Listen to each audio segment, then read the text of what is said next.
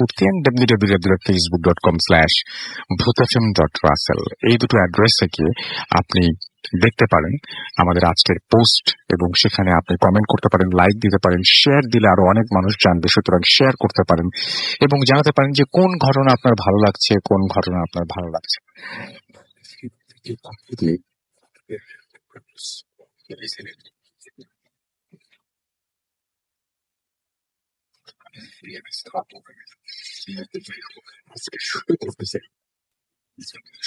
প্রেমীদের শুভেচ্ছা জানিয়ে এবং শুরু করতে চাই একটা ইমেল দিয়েই বরাবরের মতো। সেই ইমেলটা আমার সামনে এখন আছে, আমি সেই ইমেলটা আপনাদেরকে পড়ে শোনাচ্ছি। আমাদের এইখানে আছে যারা উপস্থিত হয়েছেন তারা দুজনই এসছেন রাজশাহী থেকে, এবং আমাদের যে ইমেলটা এই মুহূর্তে আছে সেই ইমেলটা খুলনা থেকে। আমি সবসময়ই বলি যে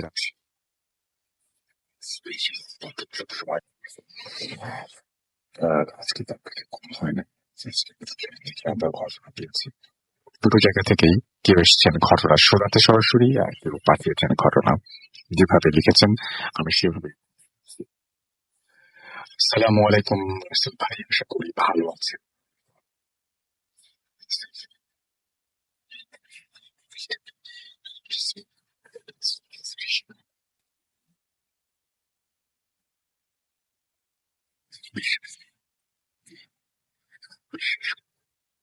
আমি যে দেখেছি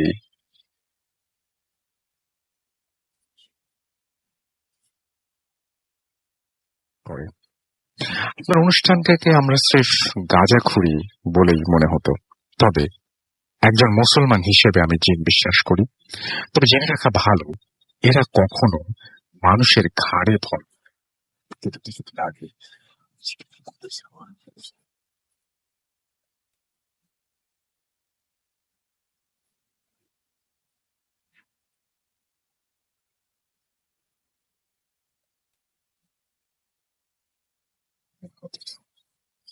আমার এক কলিগ, এখানে তার নামটা বলছি না, সে নতুন মোটরসাইকেল কিনে এনে আমাকে অফার করলো, ভাই চলেন বাগেরহাটের মংলায় আমার ফুপুর বাড়ি আছে, সেখানে গিয়ে দাওয়াত খেয়ে আসি। অনেক জোরাজুরি করা আগে রাজি হবে।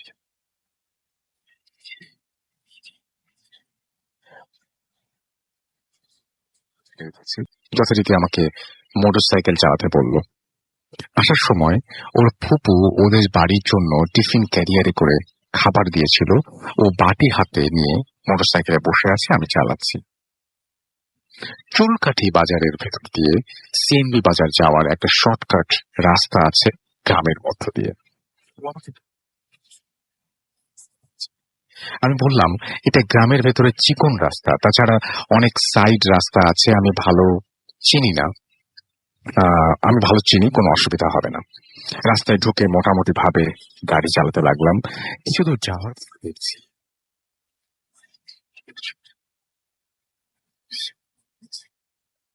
এখানে একটা কথা বলে রাখি, আমার আগে ছোটবেলায় রাস্তার পাশে আমরা দাঁড়িয়ে থাকতাম এবং কোনো মানুষের সাথে সাথে হেঁটে যাওয়া কিংবা হ্যারিকেন জ্বালানো কোনো রিক্সা ভ্যানের পেছনে পেছনে দৌড়ে বাড়ি চলে যেতাম। এখনকার ডিজিটাল যুগে বাচ্চারা অন্ধকার রাতে মোটরসাইকেলের সাথে দৌড়াবে, এমনটাই স্বাভাবিক। আমার কলিগকে বললাম, দোস্ত দেখো, মেয়েটাকে দৌড়াতে দেখে আমার ছোটবেলার কথা মনে পড়ে গেল। ও আমাকে বলল, হ্যাঁ ঠিক তাই, আমারও ছোটবেলায় এই একই কাজ করতাম। এই কথা বলছি আর মেয়েকে একটা সময় গাড়ির ডিজিটাল মাইল স্পিডের দিকে চোখ গেল। চোখ পড়তেই আমি পাথরের মতো হয়ে গেলাম। আমি গাড়ির গতি তখন আমার প্রায় 50-55 আপ ডাউন করছে। এত স্পিডে মাত্র 8-9 বছরের একটা কিভাবে দৌড়েছে। আমি বন্ধুকে বললাম, এই মেয়েটি এত স্পিডে কিভাবে দৌড়াচ্ছে। তাই এই কথা বলতেই সামনে দেখা যায় দেখি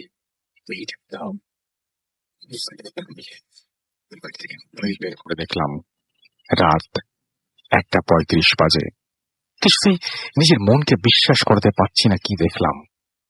বাইকের হ্যান্ডেল ঘুরিয়ে হেডলাইটের আলোয় চারিদিকে ঘুরিয়ে দেখি কোনো বাড়ি ঘর নেই। রাস্তার এক পাশে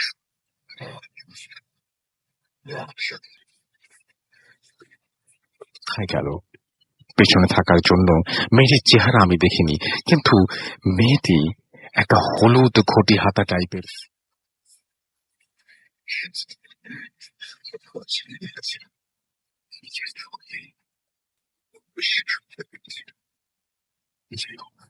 ঘটনা যদি এখানেই শেষ হতো, তবে অন্যরকম যুক্তি দিয়ে ভাবতাম হয়তো মেয়েটি তার বাড়িতে ঢুকে গিয়েছিল আর আমাদের বাইকের মিটার খারাপ হতে পারে, ডিজিটাল মিটার। যখন আমরা ওদের বাড়িতে ফিরলাম,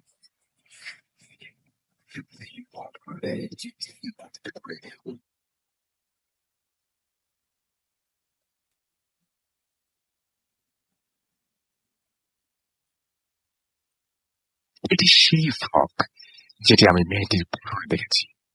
চাচি আম্মা যখন আমাদের সামনে বাটি খুলল, তখন আমরা এই দৃশ্য দেখে মুখের ভাষা হারিয়ে ফেলেছিলাম এবং সাথে সাথে আমি জ্ঞান হারিয়ে ফেলি।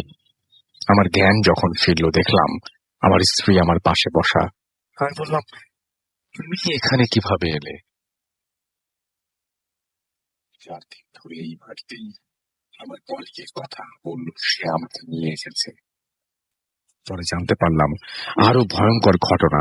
সেই রাতে চাচি আম্মা টিফিন বাটি খোলেন নাই, তিনি বাটি শুদ্ধ ফ্রিজে ঢুকিয়ে রেখেছিলেন এবং সকালে খাবার গরম করে সকলকে দিয়েছিলেন। আমার কলিগকে বললাম,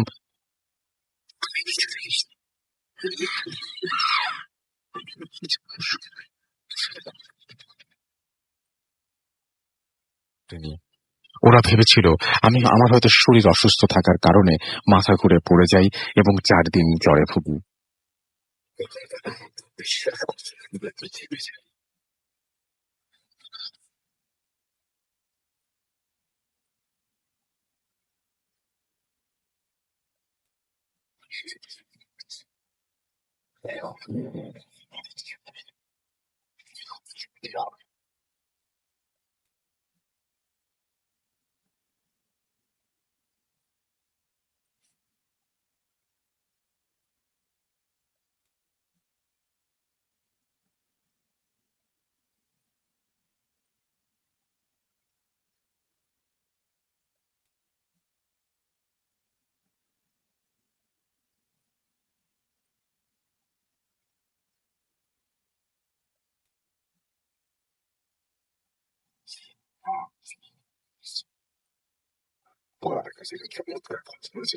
আমরা আপনাকেও শোনাতে চাই এবং আশা করছি এই ঘটনাটি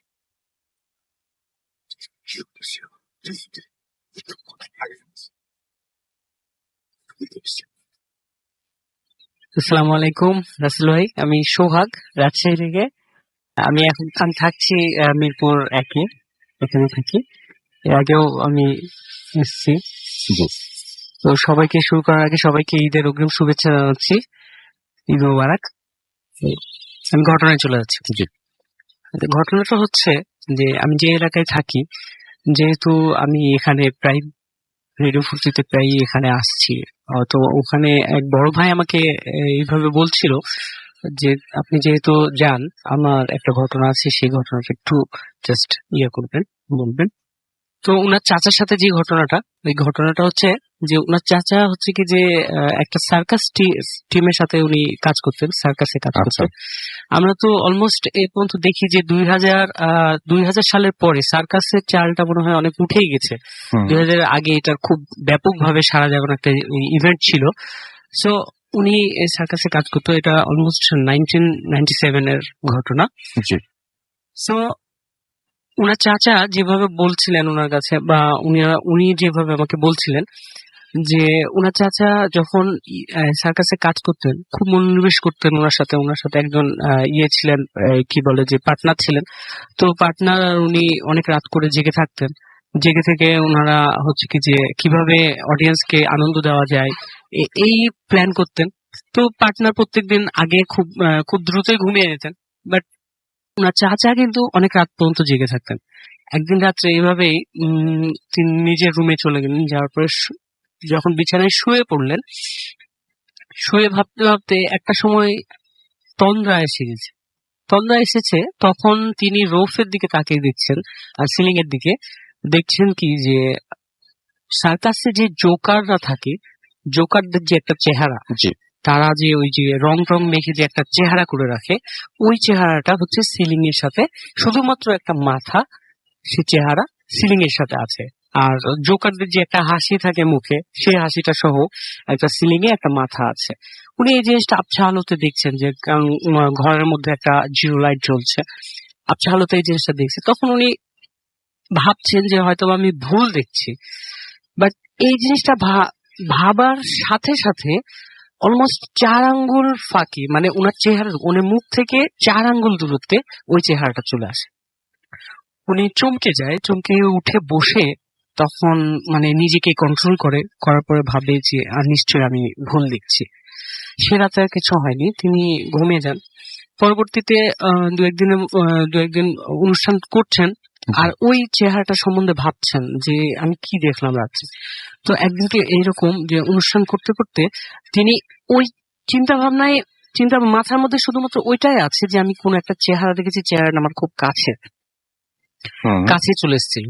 দেন উনি একদিনকে ইভেন্ট করছেন, সার্কাসে ইভেন্ট করছেন, করতে করতে একটা সময় যে তিনি যখন অডিয়েন্সের দিকে তাকাইছেন, তাকানোর পরে তিনি অবাক হয়ে গেছেন এই কারণে যে অডিয়েন্সে যতজন মানুষ আছে প্রত্যেকটা মানুষেরই একই রকম চেহারা, এবং ওই যে মুখোশের মতো যে চেহারাটা সার্কাসের জোকারের মতো ওই চেহারাটা আছে, আর সবার মুখে একটা হাসি, ওই সেই হাসি।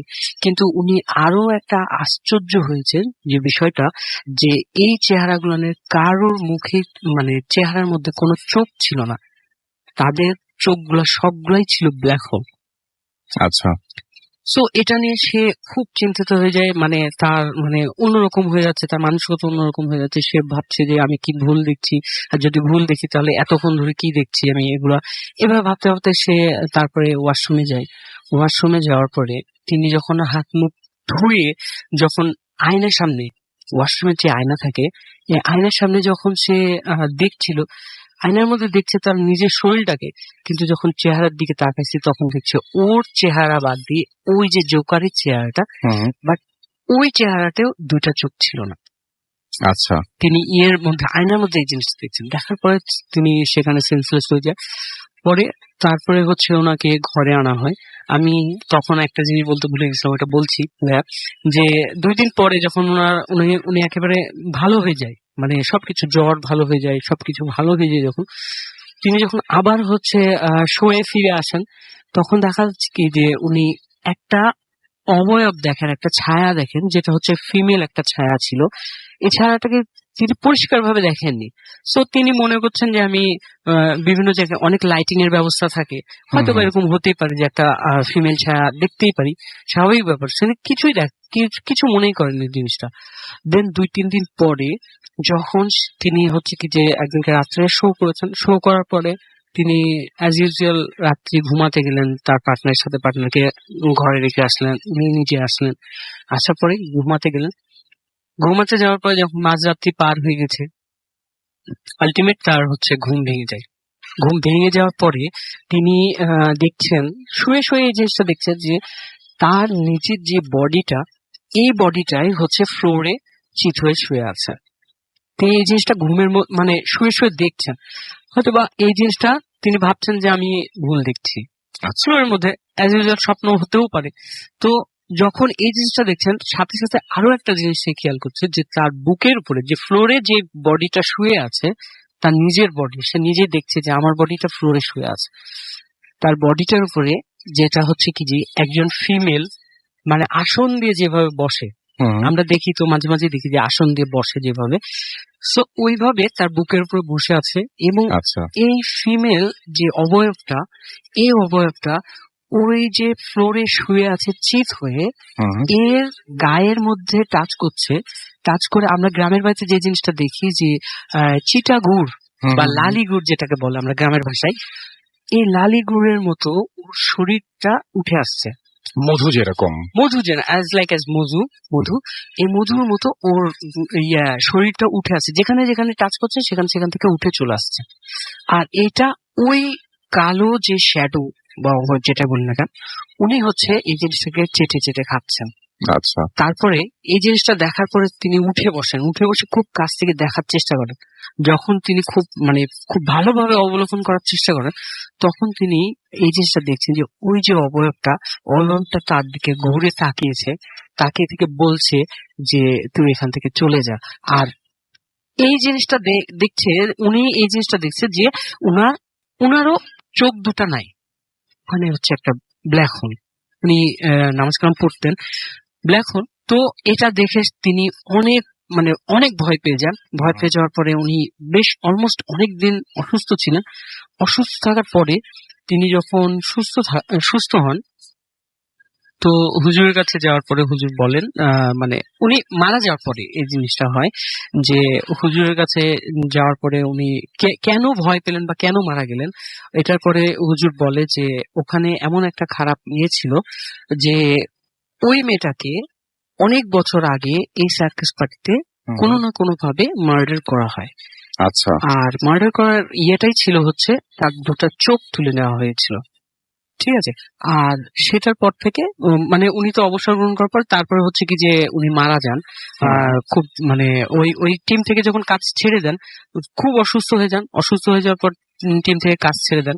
কাজ ছেড়ে দেওয়ার পর মারা যাওয়ার পরে তারপরে এই ঘটনাটা হয় যে ওই ইয়েতে ওই সার্কাস পার্টিতে একটা মেয়েকে মারা হয়, যে মেয়েটাকে চোখ উপড়ে ফেলা হয়েছিল। এটাই ছিল ঘটনা। চমৎকার একটি ঘটনা, এবং বিষয়টা পুরোপুরি একদম নতুন এবং বিশেষ নতুনত্ব আছে এই বিষয়টার মধ্যে, যেমন সার্কাস নিয়ে।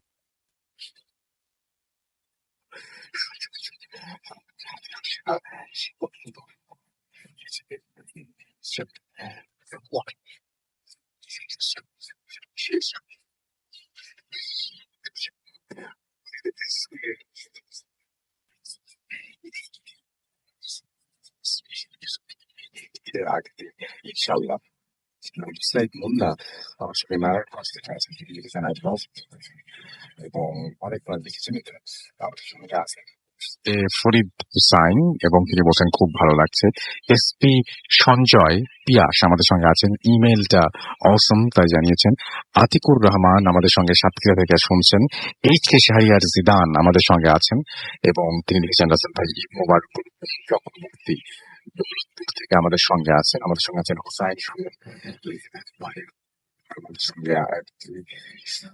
পাচ্ছেন না কিছু জানিয়েছেন না। আমার যেটা মনে হয় যে আপনি একটু চেক করুন, আপনি পৃথিবীর যেখানে থাকেন না কেন, আপনি যদি লাইভ শুনতে চান তাহলে আমাদের অ্যাপ আছে, সেই অ্যাপটা আপনি শুনতে পারেন, সেখান থেকে লাইভ, অসুবিধা নাই। আহমেদ ইনাজ তানভীর আমাদের সঙ্গে আছেন। আমাদের সঙ্গে আছেন দেখতে পাচ্ছি এস এম আবির, এছাড়া আমাদের সঙ্গে আছেন S M D Akkas Ali, এবং ঢাকা থেকে শুনছেন তিনি। আমাদের সঙ্গে আছেন কিরণ, ফেনী থেকে শুনছেন। খুশি চৌধুরী আমাদের সঙ্গে আছেন এবং তিনি বলছেন যে আমার সঙ্গে ঘটে যাওয়া ঘটনা পাঠিয়েছি করেছেন সম্ভবত, সেটা তিনি জানিয়েছেন। এমডি আসমাউল হক নীল, রাজশাহী গোদাগাড়ি পিরিজপুর থেকে তিনি লিখেছেন এবং প্রতি সপ্তাহের মতো আজকেও তিনি শুনছেন। বিএইচ বিপ্লব আমাদের সঙ্গে আছেন, প্রথম স্টোরিটা অনেক ভালো লেগেছে সেটা তিনি বলেছেন।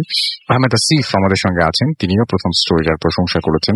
আমাদের সঙ্গে আছেন দেখতে পাচ্ছি মুস্তাফিজুর রহমান সিফাত, এবং তিনি বলছেন যে আমার কমেন্ট পড়েন না, বরিশাল থেকে। আমাদের সঙ্গে আশরাফুল মাহমুদ অ্যাশ কুয়েত থেকে শুনছেন। এমডি রাসুল ইসলাম আমাদের সঙ্গে আছেন, রাজশাহী থেকে শুনছেন। এস এম আবির আমাদের সঙ্গে আছেন। আমি সবসময় ভালো থাকি এবং সবসময় ভালো চলে, আশা করছি আপনিও ভালো আছেন। এমডি আব্দুল্লাহ গাজী আমাদের সঙ্গে আছেন। আমাদের সঙ্গে আছেন এস রায়ান, এছাড়াও জিহাদুল আমাদের সঙ্গে আছেন। আমাদের সঙ্গে আছেন রিঙ্কি করিম, অপু আহমেদ গাজীপুর থেকে, প্রিন্স পলাশ আমাদের সঙ্গে আছেন। আমাদের সঙ্গে আছেন দেখতে পাচ্ছি, এছাড়াও আমাদের সঙ্গে আছেন দেখতে পাচ্ছি ASR সামাদ, এছাড়াও আমাদের সঙ্গে আছে, তিনি ফার্স্ট কমেন্ট করেছেন। আমাদের সঙ্গে আছেন সাহাবুল ইসলাম, এছাড়াও আছেন সাইম MSR সহ আরো অনেকে। তো যাই হোক, যারা আমাদের সঙ্গে আছেন তাদেরকে অনেক অনেক ধন্যবাদ। আমাদের দুটো পেজ রয়েছে, এই পেজে এসে আপনি আমাদের লাইক দিতে পারেন, কমেন্ট করতে পারেন, আমাদের যে পোস্ট আছে সেই পোস্ট শেয়ার করতে পারেন। আমাদের পেজ দুটো হচ্ছে www.facebook.com/real.ফুর্তি and www.facebook.com/bhutfm.russell। আমরা চলে যাব আমাদের দ্বিতীয় অতিথির কাছে। আপনার নামটা প্লিজ একটু বলবেন, তারপরে আপনি কোথা থেকে এসেছেন সেটা একটু বলবেন, তারপরে আমার মনে হয় যে আমরা আপনার কথা নিতে পারি। Please, আপনার নাম আছে, please। জি ভাই, আমি আতাউর রহমান মিম।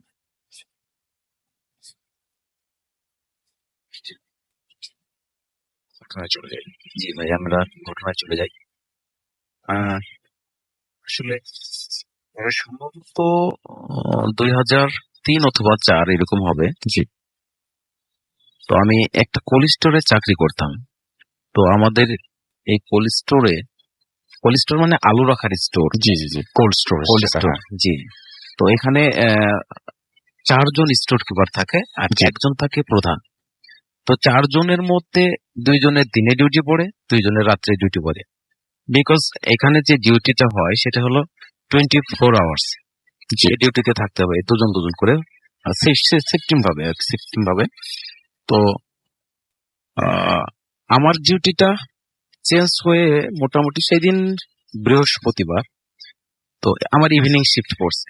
তো ইভিনিং শিফটে যেতে হয় আপনার 6টার সময় জয়েন করতে হয় ওখানে। তো আমরা যারা ইভিনিং এ যাব, তারা যারা সকাল থেকে ছিল তারা আবার চলে যাবে তখন।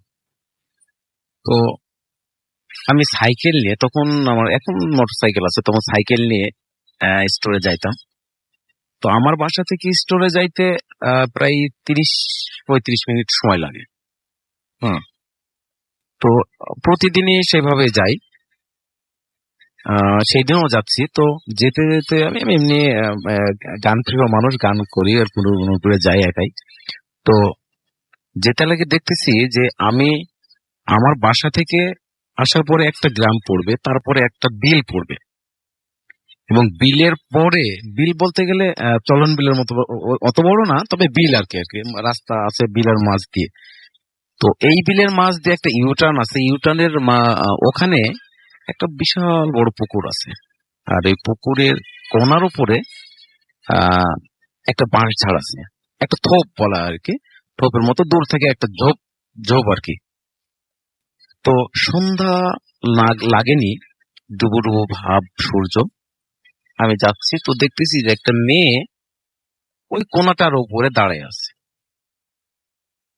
তো মেয়েটা মোটামুটি সুন্দর, মানে অনেকই সুন্দর বলতে পারেন।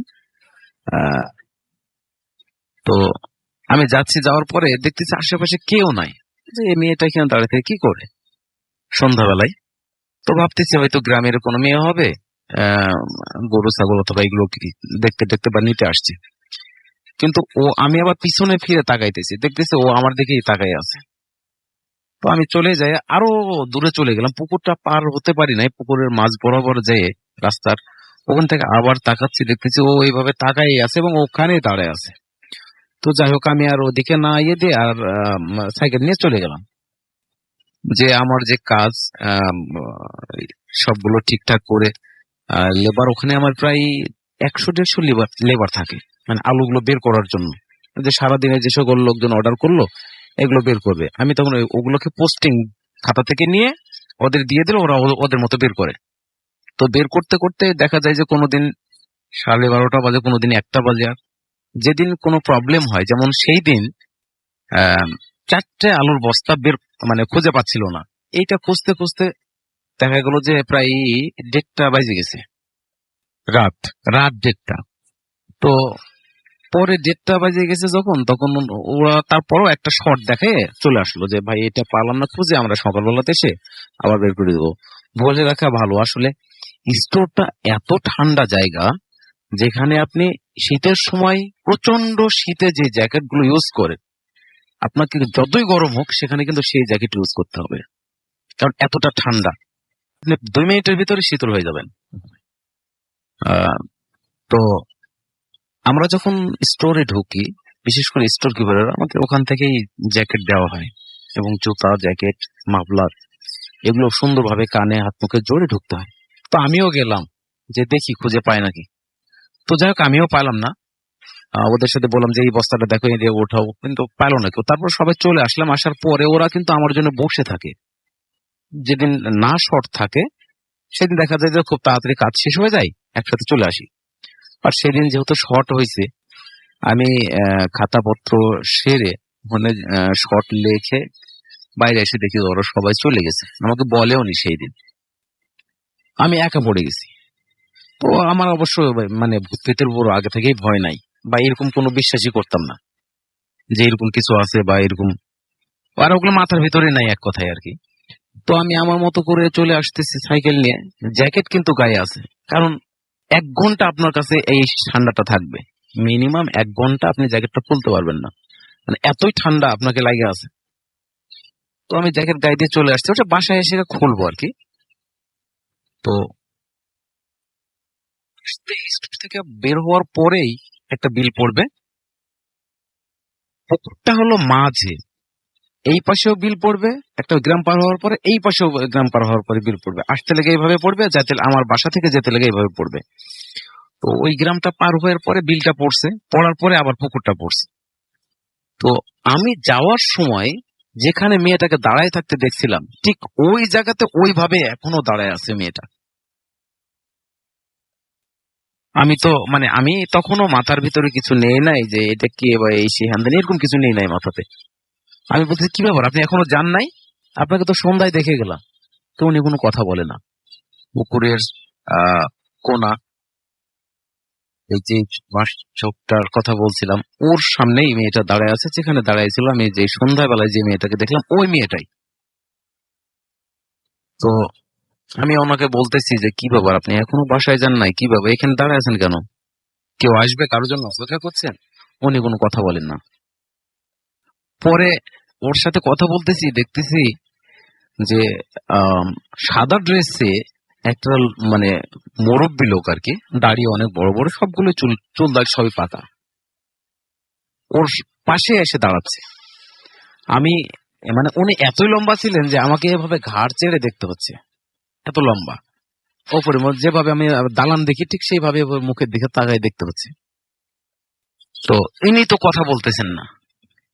তো আরেকটা বিষয় সেটা হলো যে দাদা বলতেছে, মানে ওনার, আমি বুঝতে পারলাম যে ওনার দাদা এটা। উনি বলতেছে যে আমার নাতি পার্বতী, ও মেয়েটার নাম হলো পার্বতী, আমার নাতি পার্বতী তোকে পছন্দ করে, তুই এখান দিয়ে প্রতিদিন যাস, উনি প্রতিদিন এখানে তোকে দেখে।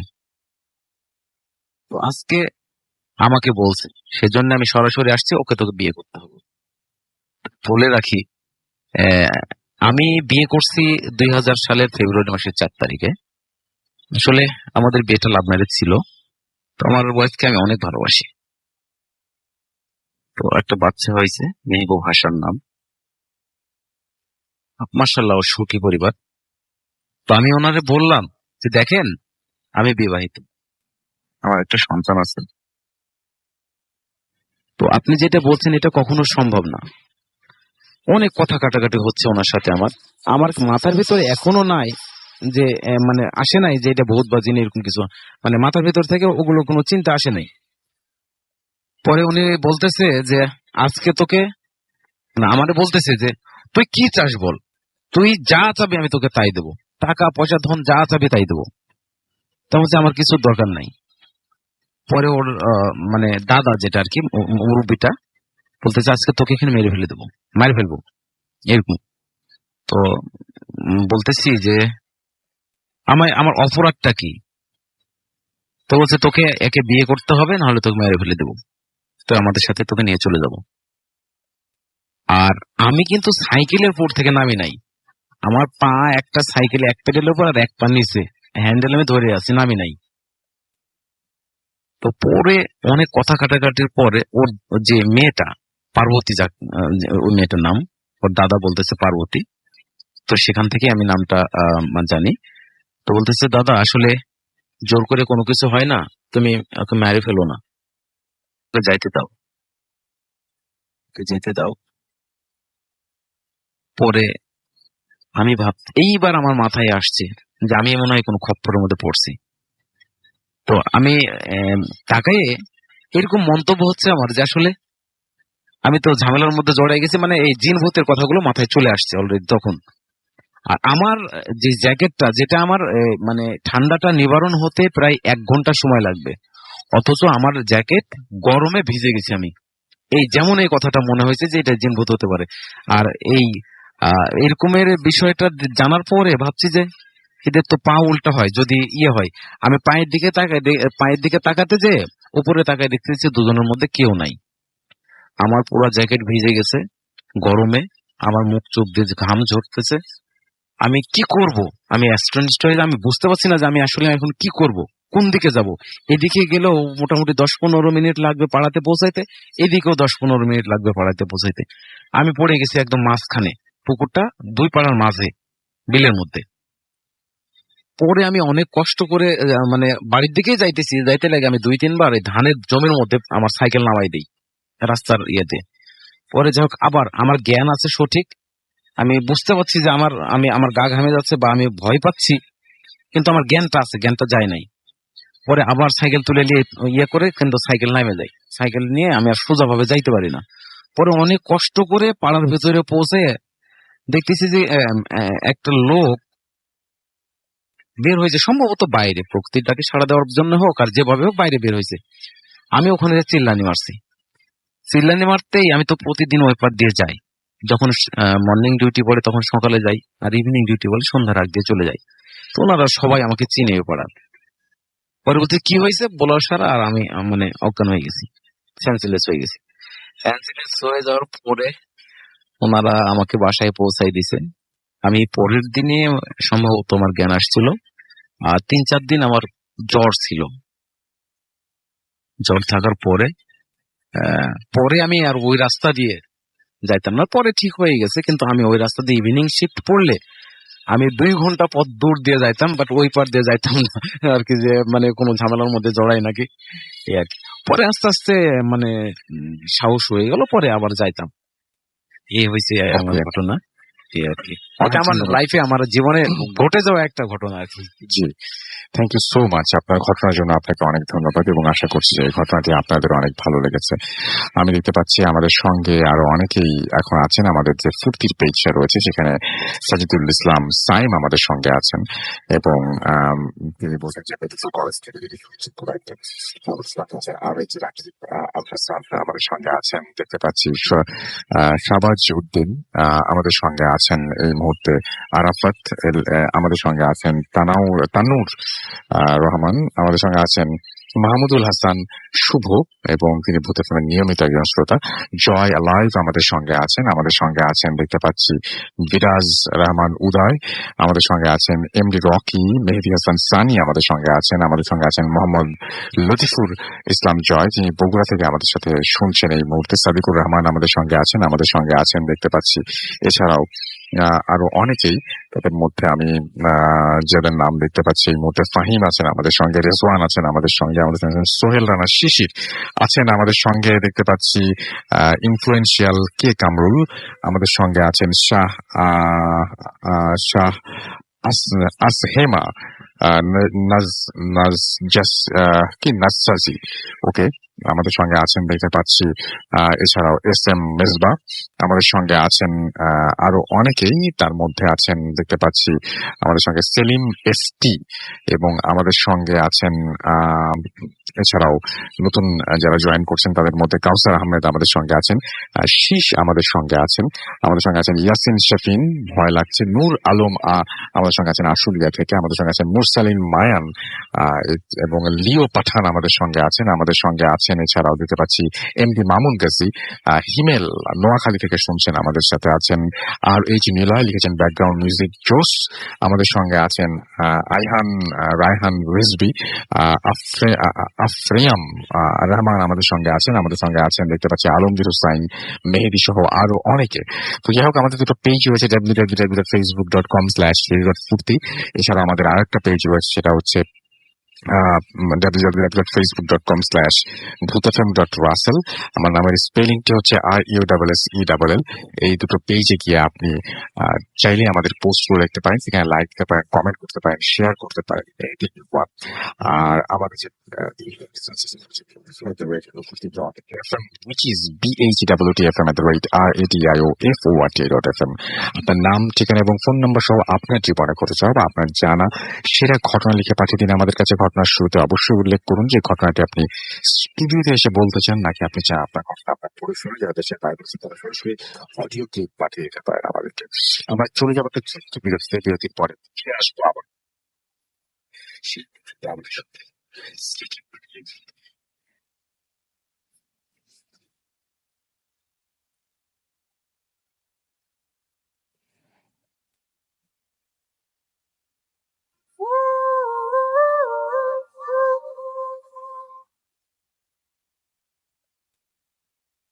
Welcome back. শুনছেন সবসময় রেডিও ফুরফুরা এফএম। আমি রাস্তাল আছি, সাথে ঘড়িতে সময় রাত 12:39 এবং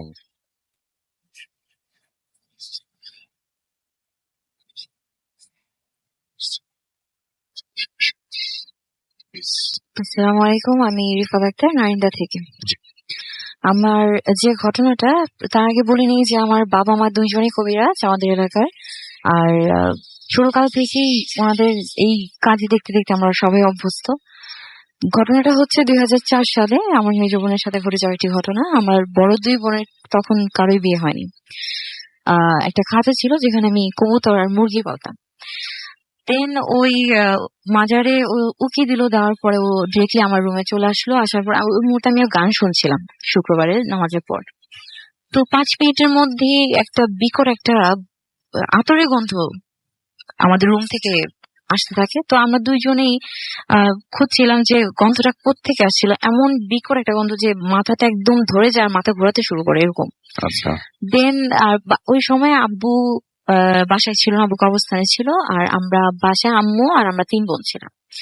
দেন আমরা খুঁজছিলাম, খুঁজতে খুঁজতে পেলাম যে গেটের পেছনে যেখানে অনেকগুলি পুরাতন কাপড় চোপড় রাখা আছে, ওইখান থেকে আসছে। দেন আমার মেজ বোন কি করলো, ওইখান থেকে দৌড় দিয়ে মাঝখানের রুমটাতে আম্মুর কাছে গেল, যে মাকে বলছে, মা দেখো ওই রুমের গেটের পেছনে একটা সাদা কাপড় পরা অনেক লম্বা একটা লোক দাঁড়িয়ে আছে, আমাকে ভয় দেখাচ্ছে। দেন আমার আম্মা কি করলো, আমার আম্মার বড় বোন গেল আমার রুমে আসলো। আসার পরে বলতেছে যে কই নাই তো, কিন্তু আমরা সবাই ওই মুহূর্তে গন্ধটা পাচ্ছিলাম।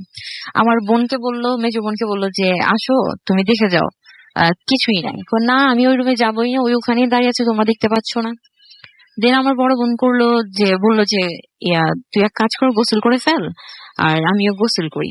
দেন ওকে গোসল করানোর পরে নিজেও গোসল করলো, করে কোরআন পড়লো। কোরআন পড়ার পরে তারপর থেকে আবার ও কান্নাকাটি করা শুরু করলো, বলতেছে যে ওর সামনে আসে, সোফায় বসে কিছুক্ষণ দাঁড়ায় থাকে।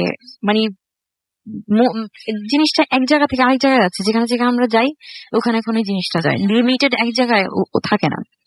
দেন আমার বোন বলছে যে ঠিক আছে, আমি কোরআন নিয়েছি, এখন বল যেখানে আছে আমি ওখানেই যাবো, জাস্ট ওকে বিশ্বাস দেওয়ানোর জন্য যে জিনিসটা অ্যাকচুয়ালি নাই। দেন আমার বোন বলতেছে, মেজো বোন বলতেছে যে এই যে এখানে আছে, তখন কোরআনটা নিয়ে যায়। ও বলে না, আছে, এখানেই আছে। এভাবে করতে করতে দেখা যায় যে কোনোভাবেই ওকে মানানো যায় না যে আসলে কিছু নাই। আচ্ছা। এই করতে করতে আসরের আজান দিয়ে দেয়, আসরের সময় আর ওই গন্ধটা নেই। তারপর আমরা খাওয়া দাওয়া করলাম। খাওয়া দাওয়া করার পরে নামাজ শেষ, ওই মুহূর্তে থেকে আবার ওই একই গন্ধ। বুঝতে পারলাম যে আজানের টাইমটুকুতে জিনিসটা থাকে না বাসায়। আচ্ছা। তো এই করতে করতে মাগরিবের আজান দিল, সেম আবার নেই।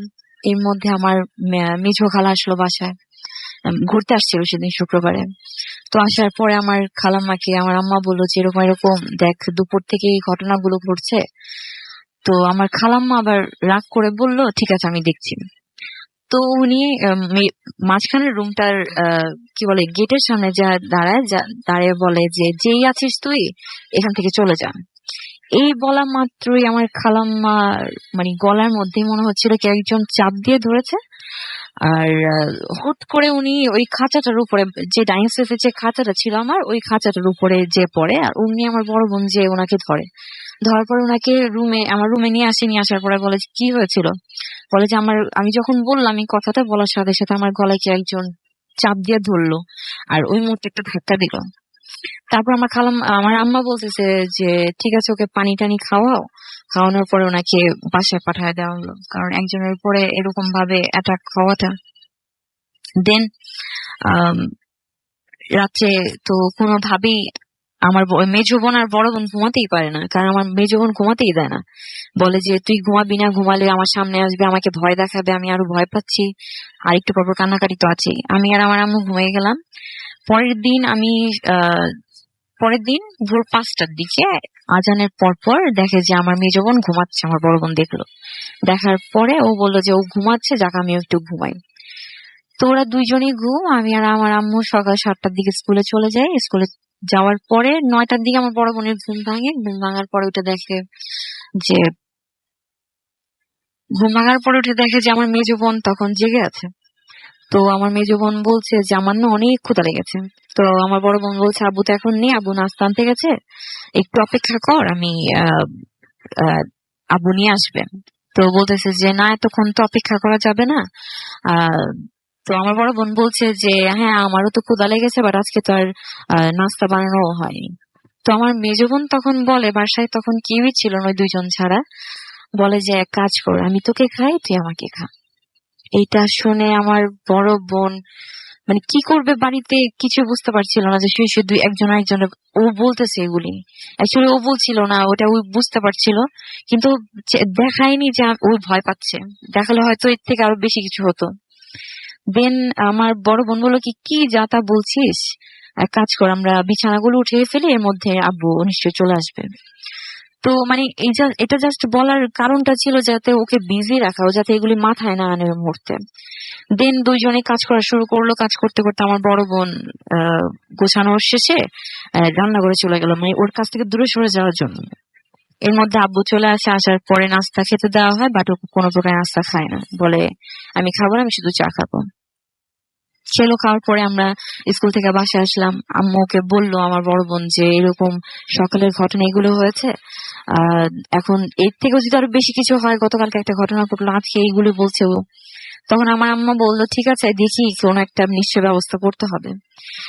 তো ওই দিন দুপুরবেলা আমার বড় ভাই আসে বাসায় ওকে দেখতে। আসার পরে আমার মেজো বোনের কান্নাকাটি আবার শুরু।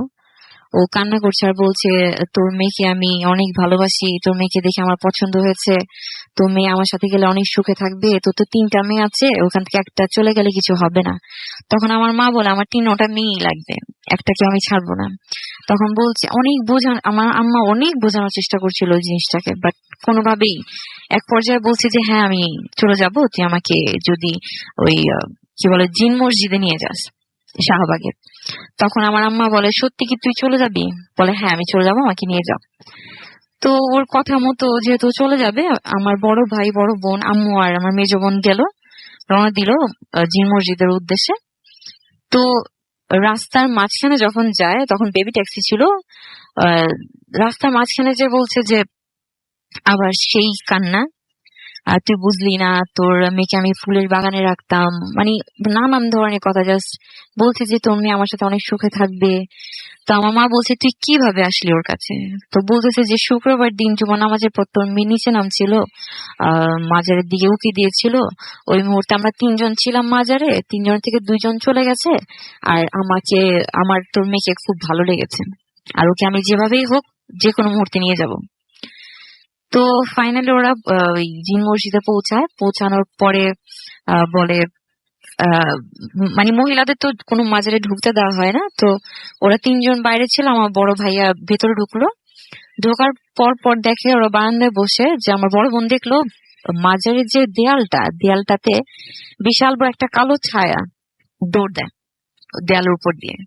আর ওই কালো ছায়াটা দেখার পর থেকে আমার বোন পুরোপুরি সুস্থ। তারপরে বাসায় নিয়ে আসার পরে দেখে যে আলহামদুলিল্লাহ ভালো আছে। তো বাসায় এসে খাওয়া দাওয়া করতে করতে আবার মাগরিবের আজান দেয়। তো খাওয়া দাওয়া শেষ করলো, আর এর মধ্যে নামাজ নিশ্চয়ই শেষ হয়ে গেছিল। এর মধ্যে আবার ওই গন্ধ শুরু।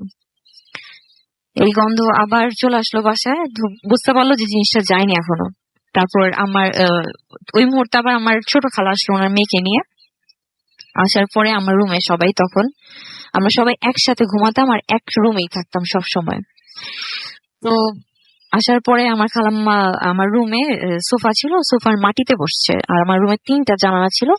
যেখানে আমার খালাম্মা বসছিল ওইখানে আবার বরাবর একটা জানালা ছিল, জানালার ওই পাশে আবার একটা দোতলা ছাদ ছিল। তো খালাম্মাকে বলতে থাকে আমার মা যে এরকম এরকম 2-3 দিন ধরে এই অবস্থা, কোনোভাবে আমার মেয়ে ঠিক হচ্ছে না।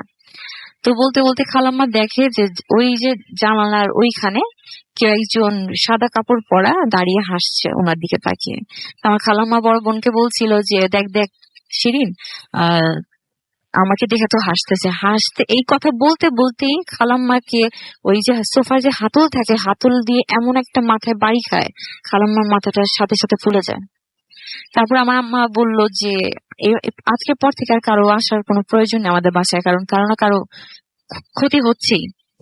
তো তারপরে সেদিন রাত্রে আমার বড় বোন আমার আম্মার সাথে কথা বলে ঠিক করলো যে অন্য কোনো কবিরাজকে দেখাতে হবে।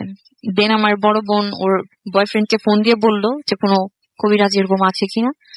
দেন একটা ঠিকানা দিল বংশালের বড় মসজিদের কাঠমোল্লা নামে একজন। তো আমার আম্মা বলে যে কালকে ইনশাল্লাহ নিয়ে যাব দুপুরবেলা। তারপরের দিন দুপুরবেলা ওরা সবাই যায়, আমার বড় বোন, আমার আম্মা আর ওর বয়ফ্রেন্ড আর বয়ফ্রেন্ডের ফ্রেন্ড, উনি ছিলেন। তো যাওয়ার পরে রাস্তা থেকে ওই গন্ধ আবার, মানে আমরা যেখানেই যাই, যে যাই বলি ওই জিনিসটা সেইখানে সেই কথাগুলি শোনে।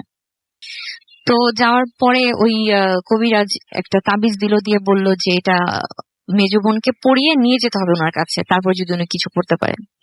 দেন ওরা ফেরত আসলো, এসে তাবিজটা অনেক পড়ানোর চেষ্টা করলো, বাট কোনোভাবেই ওকে পড়ানো সম্ভব হয়নি, ও পড়বেই না। আর ও পাগলামি তো আছেই। দেন সেদিন রাত্রে 3 দিন যাবত আমরা কেউ মানে ঠিক মতো ঘুমাতে পারিনি, কিন্তু সেই রাত্রে সবাই খুব তাড়াতাড়ি ঘুমিয়ে গেল আর খুব ভালো ঘুম হলো। ঠিক রাত্রে 2:45 আমার বড় বোনের ঘুম ভাঙে একটা স্বপ্ন দেখে। যে স্বপ্নটা বলছি,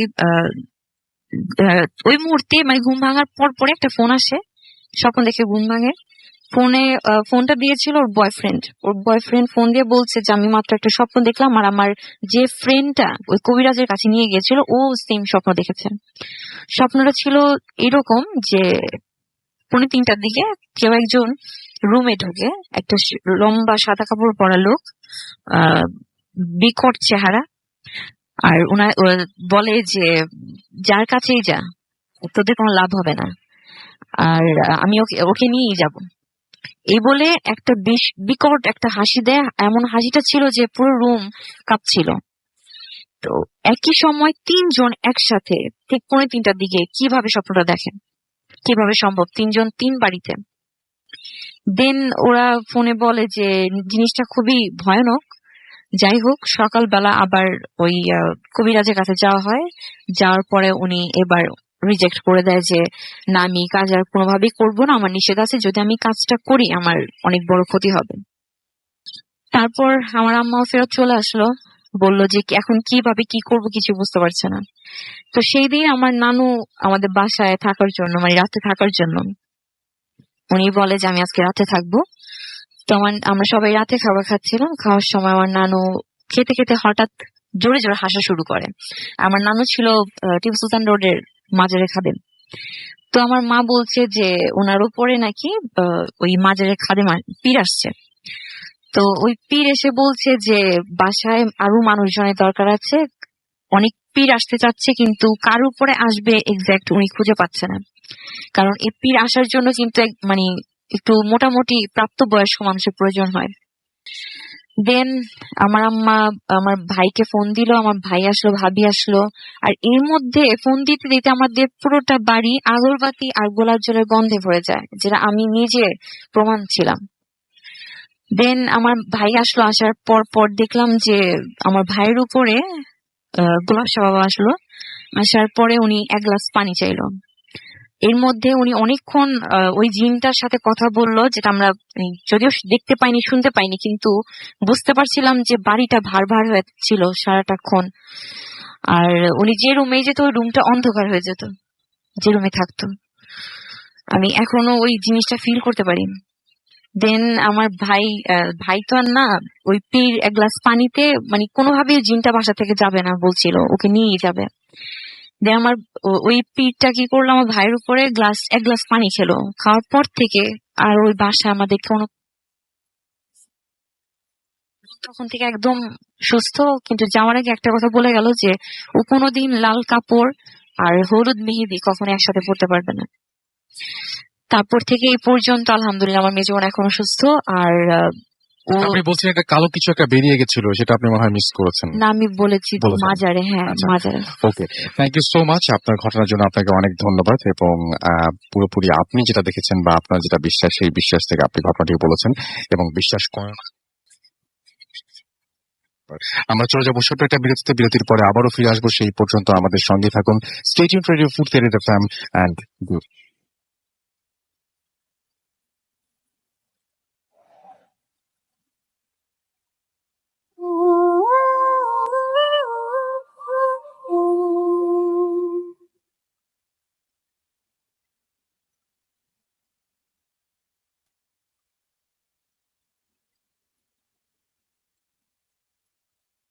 Originally from Kolkata, India. আমি ল স্টুডেন্ট। এর আগে একটা মেল পাঠিয়েছিলাম, সেটা ভূতে ফিল্মে পড়ে শোনানো হয়েছে, সিলেক্ট করা হয়েছে। সেই জন্য এরপরে আর একটা ঘটনা পাঠাচ্ছি। এটা একটা রিয়েল স্টোরি, আমার লাইফে ঘটে যাওয়া। সো এটা যখন ঘটে তখন আমি বেশ কিছুটা ছোটই ছিলাম, অনেকটাই ছোট ছিলাম। আমি সরাসরি এখন আমার ঘটনাতেই যাচ্ছি। তখন ছিল বৈশাখ মাস। আমার খালার বাড়ি মেদিনীপুরে, যেটা ওই দীঘার কাছাকাছি সেখানে। তো সেখান থেকে আমরা আমার মামার বাড়ি যাব, তো সম্পর্কে এক মামার বাড়ি। তো যাচ্ছিলাম, তখন ওখানে খুব একটা গাড়ি ঘোড়া ব্যাপার ছিল না। তো আমরা মাসির বাড়িতে গিয়ে বেশ কিছুদিন স্টে করি। ওখান থেকে কিছুদিন পরে আমরা যাই মামার বাড়ি। তো যাওয়ার সময় আকাশ পরিষ্কার ছিল। তো ওখানে বাস স্ট্যান্ডে পৌঁছাতে বিকেল 5টা বেজে যায়। হঠাৎ করে ওখানে ওদের একটা আমার মামার একজন ভাই, মানে আরেকজন যে মামা, ছোট মামাটা, he is a doctor. So ওখানে ওনার একটা চেম্বার ছিল রাস্তার উপরে, মেন রাস্তার উপর। তো ওটা বলে রাখা ভালো যে ওটা পুরোপুরি একটা গ্রাম, একটা রুরাল এরিয়া। তার উপরে কিছু বাজার টাইপের থাকে, এটা সেরকম জায়গা। আর ওদের বাড়িটা অনেকটা ভেতরে, মানে মাঠের রাস্তা দিয়ে যেতে হবে, পুকুরের পাশ দিয়ে অনেকটা, প্রায় 1.5 hour ব্যাপার। সো আমরা কিছুক্ষণ ওইখানে চেম্বারে বসে একটু ফ্রেশ হয়ে, বাসে অনেকটা এসেছি, জার্নি হয়েছে, তো কিছুটা এসে বসে তারপর রেস্ট নিয়ে আমরা আবার যাওয়া যেতে হবে, সেটা আসলে আদারওয়াইজ আর ওখানে কোনো ব্রেকে কিছু পাওয়া যাবে না। তো আমরা অনেকে ছিলাম সাথে, আমি ছিলাম, আমার মা, আমার দাদা, আমার খালা ছিল, আমার নানি ছিল, আমার একজন আন্টি ছিলেন, আমার আরো আমার খালার ছেলে, তার মেয়ে, মানে আমার দিদি, আমার দাদা, ওরা সবাই ছিলেন। আমরা একসাথে সবাই মিলে বেশ গল্প করতে করতে যাচ্ছিলাম। আর ওই মামাদের বাড়ি একজন ছিলেন আমাদের সাথে, যে ঠিকঠাক ভাবে রাস্তাটা যাতে আমরা চিনে যেতে পারি।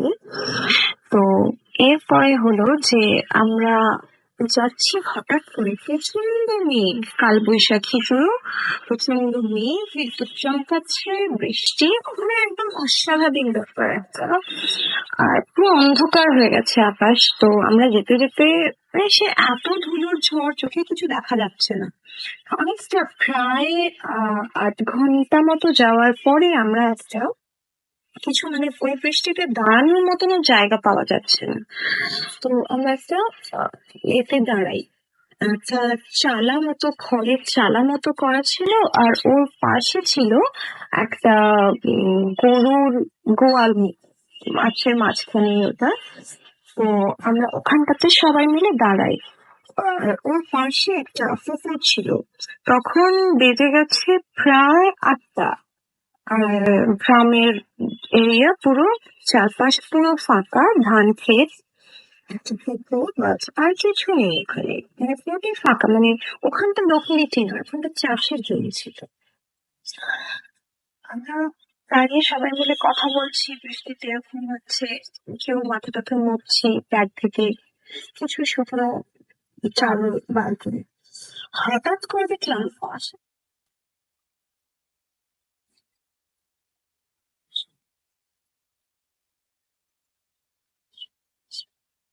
নিচে নামছে।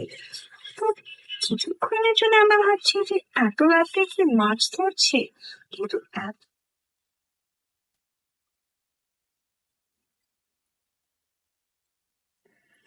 আমরা হঠাৎ করে তারপর দেখছি, আমরা পরিষ্কার সবাই ওখানে যে কজন প্রেজেন্ট ছিলাম সবাই দেখেছি যে দুজন মানুষ তার ডুবছে উঠছে। তো হঠাৎ করে দেখলাম যে বাস আর কিছু নেই, মিলিয়ে গেল যে কি হলো। আমরা যে ভুল দেখলাম, কিন্তু সবাই মিলে ভুল দেখবে এটা তো হতে পারে না। জাস্ট টার্ন করেছি মুখটা অন্যদিকে, আবার সেই একই আওয়াজ, জাস্ট ঝুপঝাপ জলের মধ্যে দুজন মানুষ উঠছে নামছে। এবার তো সবাই মোটামুটি বুঝে গেছে যা একটু, মানে এই যে ছিল আমাদের মধ্যে, তারা বুঝে গেছে যে এটা একটা নর্মাল ব্যাপার নয়, এটা নিশ্চয়ই কোনো প্যারানর্মাল অ্যাক্টিভিটি। সো যা হয় আমরা যা ভেতরে ভেতরে জানি, সূরা কলমা পড়তে শুরু করলাম, দোয়া পড়তে শুরু করলাম। সো হঠাৎ তারপরে আবার জিনিসটা মিলিয়ে গেল। আমরা বললাম এখানে থাকাটা সেফ নয়। তো ওখান থেকে আমরা বেরোলাম। বেরিয়ে যখন মানে একটু বৃষ্টিটা কমেছে, ওই ঝড়ের মধ্যে আমরা বেরোলাম। বেরিয়ে তখন কিছুটা দূরে গিয়ে দেখতে পেলাম যে একটা টালির বাড়ি না, মাটির বাড়ি, ওপরে খড়ের চাল দেওয়া। ওখানে মানে যাই হোক করে একটু ঢুকে যেতে বসা যায়। দেখছিলাম হারিকেনের আলো জ্বলছে ওখানে। কারেন্টের তো কোনো ব্যাপারই নেই, ইলেকট্রিসিটি বলতে কিছু নেই, ওই হারিকেনের আলো জ্বলছে। ওটাতেই আমরা মোটামুটি গেলাম, যেহেতু ভরসা পেলাম কেউ আছে। তো অনেকক্ষণ দরজা ধাক্কা দেওয়ার পরে একজন অল্প বয়সী মহিলা বেরোলেন। তো বললেন যে আসুন ভেতরে। আমরা কিছুই বলিনি, তার আগেই বললো আসুন ভেতরে বলে আমরা ঢুকলাম। ঢোকার পরে দেখলাম একটু দূরে বারান্দা, যেটাকে দালান বলে, সেখানে একজন শুয়ে আছে দোলনাতে। তো আমি তখন অনেক ছোট ছিলাম, আমার যতই স্বপ্ন মনে আছে। তো আমি বললাম মাকে যে মা, আমি have to go to toilet. So মা বললো যে হ্যাঁ ঠিক আছে চলো। তো আমরা গেলাম ওখানে, মা টর্চ চালাচ্ছে। তো ওখানে মহিলা বলছেন একদম টর্চ জ্বালাবেন, আলো জ্বালাবেন না। ব্যাস, তখন তো মোটামুটি আমি মায়ের মুখের দিকে তাকাচ্ছি, মা আমার মুখের দিকে তাকাচ্ছে। তখন হচ্ছে কেন, বলছে, না আলো ভালো লাগে না, আলো জ্বালাবেন না। ব্যাস, আমি আমরা মোটামুটি আন্দাজ করতে পেরেছি ব্যাপারটা। বাট ওখানে আর কিছু বললাম না, বুঝতেও দিইনি যে আমরা কিছু বুঝতে পেরেছি।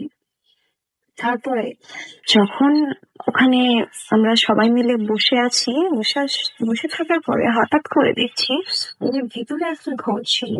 আমরা সবাই এখানে, আর ওরা কেউ নেই।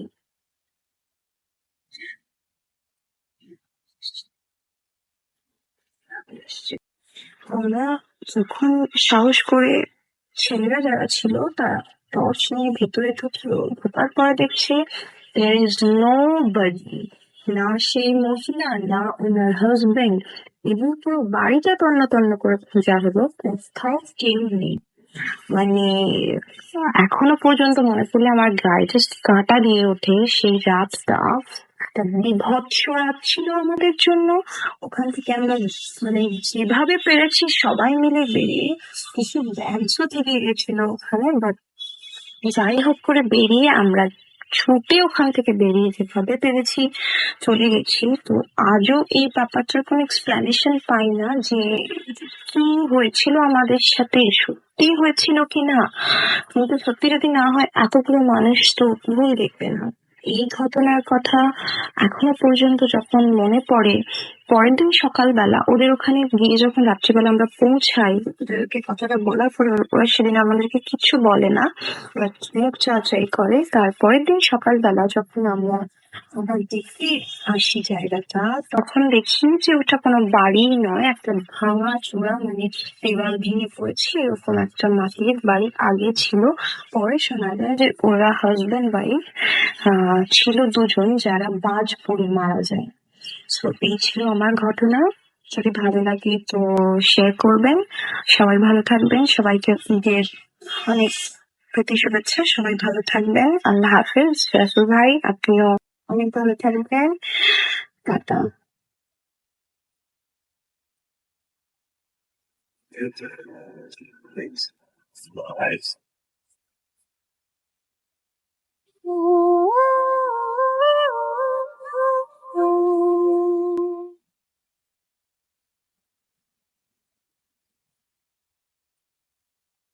আমি রাস্তার সাথে আমার সাথে রয়েছেন আসিফ ভাই এবং আজকের অতিথিয়া, এবং আমাদের যে ভূত এফএমের পেজটা রয়েছে সেখানে দেখছি যে অনেকেই আমাদের মেসেজ পাঠাচ্ছেন, ঠিক একইভাবে কমেন্টও করছেন। ভালো লাগছে লিখেছেন ইমতিয়াজ হাসান, রকিবুল ইসলাম আমাদের সঙ্গে আছেন, আমাদের সঙ্গে আছেন ফারহানা নীলু, এছাড়াও আছেন জাহিদুল ইসলাম রাজু আমাদের সঙ্গে আছেন এমডি মানিক, আমাদের সঙ্গে আছেন দেখতে পাচ্ছি আশরাফুল গ্যান্ডারিয়া থেকে, আমাদের সঙ্গে আছেন রাজশাহী থেকে জাকিরুল মুরাদ, এছাড়াও আমাদের সঙ্গে আছেন নোয়াখালী থেকে, পড়তে পারলাম না নামটা, হৃদয় আছেন আমাদের সঙ্গে, কাউসার আছেন আমাদের সঙ্গে, সায়েম শরীফ আছেন আমাদের সঙ্গে, এমডি মেহেদী হাসান সানি আছেন সিহান, এছাড়াও আমাদের সঙ্গে আছেন সায়েম শরীফ, আমাদের সঙ্গে আছেন দেখতে পাচ্ছি আমাদের সঙ্গে আছেন এই মুহূর্তে মেঘলা আজিজ, আমাদের সঙ্গে আছেন সম্রাট হাসান সামি, আছেন এমডি শাকিল আহমেদ, আছেন আমাদের সঙ্গে নাসিব, আছেন জাহিদুল ইসলাম রাজু, এমডি আমাদের সঙ্গে আরজে সোহেল আছেন, বগুড়া থেকে শুনছেন তিনি, আমাদের সঙ্গে আছেন মিনাজ আমাদের সঙ্গে আছেন, এছাড়াও এমডি নাইম ইসলাম হৃদয়, শাহরিয়ার রিফাত আমাদের সঙ্গে আছেন। ফার্স্ট তিনি কমেন্ট করেছেন এবং তিনি বলছেন যে আমার কমেন্ট পড়ছেন না কেন, আপনার কমেন্ট আমি এই মাত্র পেলাম, আপনি কমেন্টটা করেছেন এই মাত্রই। কিন্তু আমাদের সঙ্গে আছেন ইসমাইল সুভাষ কাতার থেকে, এছাড়াও MSR নাসিব আমাদের সঙ্গে আছেন, মুশাহিদ আহমেদ আমাদের সঙ্গে আছেন দেখতে পাচ্ছি সাদমান সাইদ চৌধুরী, এছাড়াও আমাদের সঙ্গে আছেন আশকুল হক সিয়াম, আছেন তাসিম, এছাড়াও মুন্না খান আমাদের সঙ্গে আছেন দেখতে পাচ্ছি, এছাড়াও আমাদের সঙ্গে আছেন সাদমান আমাদের সঙ্গে আছেন, এছাড়াও মুন্না খান, ইয়াসিন শাফিন আমাদের সঙ্গে আছেন, তনিমেশ রয় মংলা থেকে আছেন, যে আমিনুল হক আমাদের সঙ্গে আছেন, আহমেদ মুন রাজশাহী থেকে আমাদের সঙ্গে আছেন, এমডি মাহিদ লাবিব আমাদের সঙ্গে আছেন নয়ন হোসেন শুভ, ফয়সাল মুন্না আমাদের সঙ্গে আছেন রূপক তালুকদার, এছাড়াও আলিফ ইসলাম আমাদের সঙ্গে আছেন দেখতে পাচ্ছি রিদওয়ানা তাবাসসুম রিদিতা আমাদের সঙ্গে আছেন, এমডি সাকিব আহমেদ আছেন, নাসিব আমাদের সঙ্গে, জাহিদুল ইসলাম রাজু আমাদের সঙ্গে আছেন, আর অনেকেই আছেন আমাদের সঙ্গে। আর আমাদের দুটো পেজ রয়েছে www.facebook.com/read.14, এছাড়াও আছে www.facebook.com/bhutfm.russell। এই দুটো পেজে যে আপনি আপনার নাম ঠিকানায় আপনি আপনার কমেন্টগুলো করতে পারেন এবং আমাদের পোস্ট দেখে সেই পোস্টটি লাইক করতে পারেন, কমেন্ট করতে পারেন, শেয়ার করতে পারেন, যেটা আপনার ইচ্ছা। আমাদের একটা ইমেইল অ্যাড্রেস রয়েছে, যেটা আপনারা সবাই জানেন, যারা জানেন না তাদের জন্য আরো একবার বলে দিতে চাই, সেটা হচ্ছে bothfm@radio50.fm। স্পেলিংটা আমি বলে দিচ্ছি, BHTFM@RADIOFORT.FM। আপনার নাম, ঠিকানা এবং ফোন নাম্বার সহ আপনার জীবনে ঘটে যাওয়া বা আপনার জানা সেরা ঘটনা লিখে পাঠিয়ে দিলাম। যে ঘটনাটা আপনি স্টুডিওতে এসে শেয়ার করতে চান, নাকি আপনি চান আপনার ঘটনা আমরা পড়ে শোনাই, যারা দেশের বাইরে রয়েছেন তারা সরাসরি অডিও ক্লিপ শেয়ার করতে পারেন আমাদের সাথে, বা লিখেও পাঠাতে পারেন আপনার ঘটনাটি, যেটি আপনার ভালো বা সুবিধা হয়। আমরা চলে যাচ্ছি আমাদের পরবর্তী প্রথম অতিথির কাছে, আরো একবার যাবো একটা ঘটনার জন্য, এবং আমাদের আরো একটি নতুন অতিথি এই মুহূর্তে আমাদের স্টুডিওতে আছে।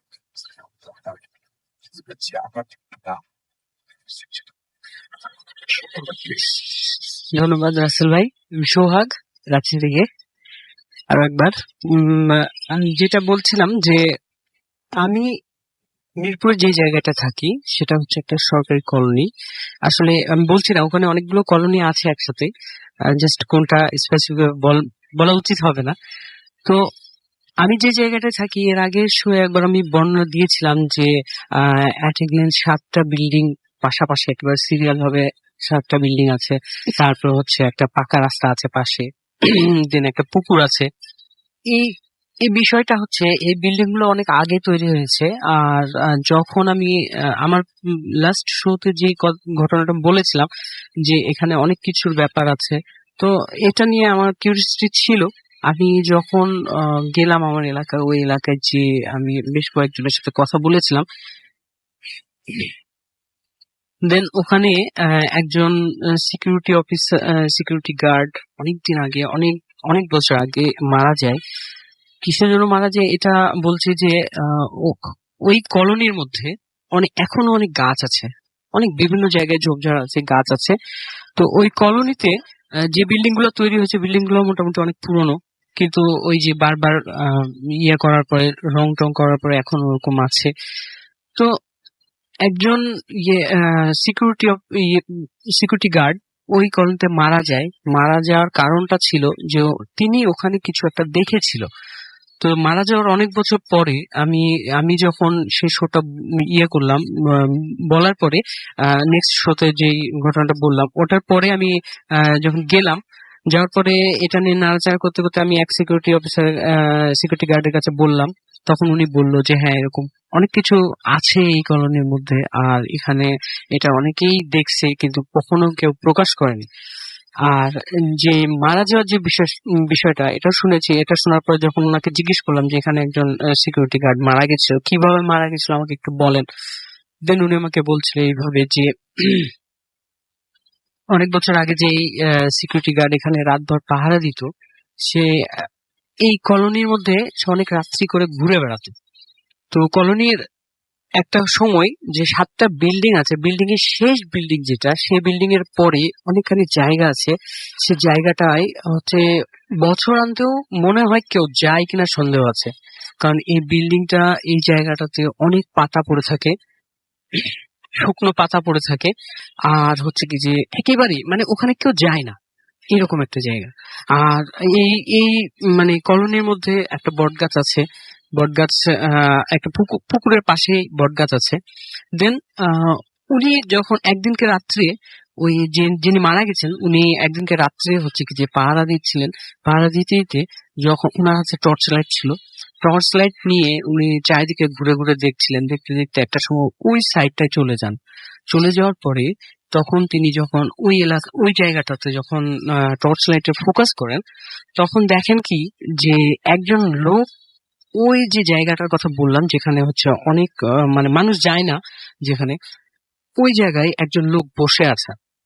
আর বসে আছেন এমন ভাবে যে আমি যদি টর্চে ফোকাস ফেলি, আমার বিপরীত দিকে মুখ করে বসে আছে, তার মানে আগের দিকে মুখ করে বসে আছে। আমার মানে টর্চে দেখা যাচ্ছে ওনার পিঠটা দেখা যাচ্ছে। দেন উনি হচ্ছে টর্চ লাইট নিয়ে জিজ্ঞেস করছেন যে এই কে তুমি, এখানে কিসের জন্য বসে আছো, কি করছো এখানে এত রাত্রে? দেন উনি কোনো কথাই বলেন না, আস্তে আস্তে আস্তে এগোতে এগোতে যখন তার মানে 2 থেকে 3 মিটার দূরে যখন তিনি চলে যান, কাছাকাছি চলে যান, তখন উনি লাইটের ফোকাসটা যখন ভালোভাবে দেখেন, তখন দেখেন কি যে ওই যে একজন বসে আছেন, একটা অবয়ব বলেন বা একজন একটা শরীর বলেন, যেটাই বসে আছে না কেন, উনার মাথাটা উনার থেকে 2-3 হাত দূরে শূন্যের উপরে আছে। এই বিষয়টা হচ্ছে যে ওনার মাথাটা 2 থেকে 3 হাত দূরে শূন্যের উপরে আছে। জি। উনি এই জিনিসটা দেখার পরে মানে খুব জোরে চিৎকার করে, চিৎকার করার পরে উনি ওই জায়গাতে সেন্সলেস হয়ে যায়। পরবর্তীতে সকালবেলায় যখন ওনাকে ওই জায়গাতে পাওয়া যায়, ওনাকে নিয়ে আসা হয়, ওনার খুব জ্বর থাকে, মানে সে রাত্রি থেকেই ওনার খুব জ্বর থাকে। জ্বর থাকার পরে 2-3 দিন পর উনি মারা যান। মারা যাওয়ার পরে যখন হচ্ছে কি যে এই জিনিসটা সম্বন্ধে যখন হলো যে উনার কোনো কিছু হয়নি, হার্ট অ্যাটাক হয়নি, স্ট্রোক হয়নি, কোনো কিছু হয়নি, কিন্তু তিনি মারা গেছেন। উনি যে ভয় পেয়েছেন, উনার হচ্ছে কি যে মুখটা কালো হয়ে গেছেন, হ্যাঁ, এই বিষয়গুলা থেকে যখন উনার যখন ধোয়াতে গেছিল, মানে লাশ যখন ধোয়ায় তখন মুখটা কালো হয়ে গেছে, এই সকল বিষয়গুলো হুজুররা দেখছেন। দেখার পরে তারপরে হুজুররা বলছিলেন যে এখানে খুব মানে খারাপ একটা জিনের বা যেটাই বলি না কেন, অশরীরী বা ব্ল্যাক শ্যাডো যেটাই বলি না কেন, এদের খপ্পরে পড়েছিলেন। তারপরে ওনারা মারা গেছেন। এরপরে মানে অনেকদিন পরে যখন হচ্ছে ওখানে আরেকটা নতুন সিকিউরিটি গার্ডকে নিয়োগ দেওয়া হয়, এই সিকিউরিটি গার্ডটা অনেক কিছু জানতেন, এই অশরীরী বিষয়গুলো নিয়ে অনেক কিছু জানতেন। তো উনি উনি এভাবে বলছিলেন যে এখানে ৩টা জিনিস আছে, যেটা হচ্ছে একটা হচ্ছে বটগাছের মধ্যে থাকে, একটা হচ্ছে পুকুরের মধ্যে থাকে, আর একটা এই যে জায়গাটা মানুষ যাওয়া আসা করে না সেই জায়গাটায় থাকে। তো উনি শুধুমাত্র এই কথাটা বলছেন যে এই মানুষ যে জায়গাটায় যাওয়া আসা করে না সেই জায়গায় যে থাকে তার মাথাটা বিচ্ছিন্ন করা, মানে তার শরীর থেকে মাথাটা বিচ্ছিন্ন। তো উনাকে ওই ওই সিকিউরিটি গার্ড উনি অনেক কিছু জানতেন। উনি করেছিলেন কি যে ওই জিনিসটাকেই হচ্ছে কি যে একটা জায়গায় আবদ্ধ করেছে, কোন একটা কিছুর মধ্যে আবদ্ধ করেছিলেন, করে ওই এলাকায় হচ্ছে কি যে মাটির মধ্যে পুঁতে দিয়েছিলেন, যেখানে মানুষ যায় না ওখানে এখনো সে ওইভাবেই আছে। আর যেটা বটগাছে আছে, বটগাছের মধ্যে ওনাকে ওটা মানে আটকে রাখা হয়েছে। শুধুমাত্র ছাড়া আছে একটাই, সেটা হচ্ছে পানির মধ্যে যিনি থাকেন উনাকে ছেড়ে রাখা আছে, যে উনি কখনোই কাউকে কোনোভাবেই ডিস্টার্ব করে না। তবে মানুষ যখন অনেক রাত্রে দেখা যায় যে অনেকেই, ওই যে আমরা গ্রামের ভাষায় যেটা বলি যে অনেকে মানুষের রাশি যদি পাতলা থাকে তারা দেখতে পায়, এরকম অনেক মানুষ আছে যারা এটা দেখতে পায়। বাট পাইলেই বা কি কখনোই মানে ওই পানিতে যে জিনিসটা আছে এটা কখনোই কারো ওকে, ক্ষতি করেনি। ওকে। এটাই ছিল ঘটনা। Thank you so much. আপনার ঘটনার জন্য আপনাকে অনেক ধন্যবাদ। আমরা চলে যাব আমাদের পরবর্তী অতিথির কাছে, এবং আপনি আপনার নামটা বলে তারপর আপনার ঘটনাটা প্লিজ শুরু করবেন। বলেন। আচ্ছা, thank you so much Rasel ভাইয়া, এন্ড আসসালামু আলাইকুম লিসেনার্স। আমি রায়ান রশিদ, আমি এসেছি বাংলা মোটর থেকে। আচ্ছা, আমি যে আজকে স্টোরিটা বলবো এটা আমার হুজুরের কাছ থেকে শোনা। এর আগে বলে নেই ভাইয়া যে এই যে সব স্টোরিগুলো হয় এগুলা যার সাথে ঘটে অ্যাকচুয়ালি সেই কিন্তু বুঝতে পারে কতটা ভয় লাগে। অনেকে হয়তো বলবে যে এটা ঘটনাগুলো বানোয়াট, বা অনেকে বিশ্বাস করতে চায় না, বাট যার সাথে ঘটে সেই অ্যাকচুয়ালি আসল অনুভূতিটা বুঝতে পারে। এবং অন্যদের কাছ থেকে হাস্যকর লাগলেও এটা আসলে অনেকেই হয়। তো আমার হুজুর হলেন হাফেজ মৌলানা ফয়জুর রহমান। উনি এখন হাজারীবাগের একটা মাদ্রাসার টিচার হিসেবে আছেন। উনি আগে ছিলেন একটা মাদ্রাসাতে, এবং তিনি যে মাদ্রাসাতে পড়াশোনা করতেন সেই মাদ্রাসাতে তার দাদাই ছিলেন সেখানকার হচ্ছে কি বলবো ইমাম। তো এবং সেখানে তার বাবাও থাকতেন এবং তার বড় ভাইও থাকতেন। আমার হুজুরা ছিলেন 3 ভাই বোন। তো হুজুরের বড় ভাই, ওনাকে আমি বড় হুজুর বলে ডাকি, উনিও আমার অনেক ক্লোজ। আর হুজুরের মেজো ভাই, এটা শুনেছি যে অনেক আগে উনি মারা গেছেন, বাট কেন মারা গেছেন এই যে আমি সেদিন বুঝতে পারলাম। তো হুজুর একদিন হচ্ছে, তখন উনি মাদ্রাসায়, উনি অনেক ছোট, ওনার একটা স্বভাব ছিলেন যে উনি সবসময় হচ্ছে তাহাজ্জুদের নামাজটা কখনোই মিস করতেন না। তো তাহাজ্জুদের নামাজের জন্য সবসময় উঠতেন। তো ওনার মাদ্রাসার বিবরণটা দিয়ে রাখি। ওনার যে রুমটা ছিল তার পেছনে হচ্ছে ওনাদের ওয়াশরুম, সেখানে অনেক বড় একটা জায়গা, সেখানে হচ্ছে টাইলস করে দেওয়া হয়েছে মাদ্রাসার ছেলেদের কাপড় ধোয়ার জন্য, এবং তার পাশে একটা স্টোর রুম যেটা সব সময় তালাবন্ধ থাকে। এবং সেখানে খুব যদি অতি প্রয়োজন হয় সেখান থেকে কোনো বেঞ্চ টেঞ্চ আনা নেওয়া করার জন্য, সেক্ষেত্রে মাদ্রাসার ছেলেদেরকে দিনের বেলা ডেকে তালাটা খুলে তখন হচ্ছে কাজগুলো করা হয়। এবং তার সাথেই লাগানো হচ্ছে টিউবওয়েল, যেখানে সবাই অজু করতে যেতেন। তো আমার হুজুরও সেদিন হচ্ছে অজু করতে যান। সেখানে অজু করতে যেয়ে সেই জানলা দিয়ে দেখেন যে 5-7 জন বড় বড় মানুষ, তাদের হাইট এক একজনের মিনিমাম 10 ফুট হবে, হাতগুলো ডাবল আমাদের হাতে, এবং দাঁতগুলো এক একটা আমাদের এই হাতের সাইজের সমান। সেই দাঁতগুলো বের করে হুজুরের দিকে তাকিয়ে হাসছেন। হুজুর ওটা দেখে এত ভয় পান যে উনি দৌড়ে ওনার রুমে চলে যান, সেখানে গিয়ে ঘুমিয়ে পড়েন। সকালবেলা ওনার দাদাকে বলেন যে দাদা, আমি তো এই ধরনের কিছু দেখেছি। তো দাদা বলে কি, চলো তোমার ভয় ভাঙানোর জন্য আমি চাই। তো সেখানে গিয়ে দেখেন ভাইয়া যে অনেক কয়লা পড়া, সেখানে কয়লা পড়ে আছে। এখন এইটা কখনোই মানে কয়লাগুলো সেখানে যাওয়ার কথা না, যেহেতু সেটা একটা স্টোর রুম। সেখানে হচ্ছে আসবাবপত্র বা ভাঙা জিনিস রাখার কথা, সেখানে কয়লা কিভাবে যাবে? তখন হচ্ছে হুজুরের দাদা বলেন যে এক প্রকার জিন আছে যারা কয়লা খেতে বেশি পছন্দ করে, তো তারা হয়তো সেখানে কয়লা খাচ্ছিলেন। তো হুজুরের ওই দিন স্বাভাবিক যায়। এরপরে আরেকদিন হচ্ছে হুজুর ওয়াশরুমের জন্য ওঠেন, ওয়াশরুমে যান। সেদিন যে হচ্ছে ওই যে পিছনে যে টাইলস করে যে জায়গাটা আছে, সেখানে হচ্ছে একটু হাঁটাচলা করছিলেন।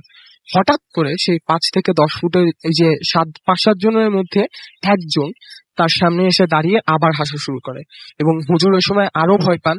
তখন সাথে সাথে যে তার দাদাকে ডাকে, দাদা দাদা এরকম আমি একটা জিনিস দেখেছি। তো দাদা তখন তাকে হচ্ছে খুব কষ্টে ঘুম পাড়ান। ঘুম পাড়িয়ে বলে, তুমি ঘুমাও, আমি কালকে সকালবেলা এটা নিয়ে দেখছি। তো সকালবেলা উঠে দেখা হয় যে হুজুরের মানে বেশ জ্বর আসছে, এবং তখন হচ্ছে ওই হুজুরের দাদা বলেন যে তুমি এটা ভয় পেও না, এটা হচ্ছে আমাদেরই মাদ্রাসায় ওরা হচ্ছে আসে এবং এসে সেখানে আমল করে, তো এর জন্যই আসে, তো এটা তোমার কোনো ক্ষতি করবে না। কিছুদিন পর হুজুরের একজন ফ্রেন্ড সে হারায় যায়। হঠাৎ করে সে সে বাচ্চাটা তখন হারায় যায়। তার বাসায় খবর দেওয়া হয় যে আপনারা কি বাসায় তাকে দেখতে পাচ্ছেন? তখন আম, তারা বলে যে না, আমাদের কোনো কাজিনেরও বাসায় নেই, আমারও বাসায় আসেনি, তো ছেলেটা গেল কোথায়? তখন হুজুরের যে বাবা উনি ব্যাপারটা বুঝতে পারেন যে কিছু একটা এখানে আছে। তো উনি করেন কি, তাদের যে মহল্লার একজন জিনের বাদশা তাকে হাজির করেন। হাজির করে বলেন যে দেখেন তো আপনাদের কোনো জিন এই টাইপের কোনো কাজ করেছে কিনা।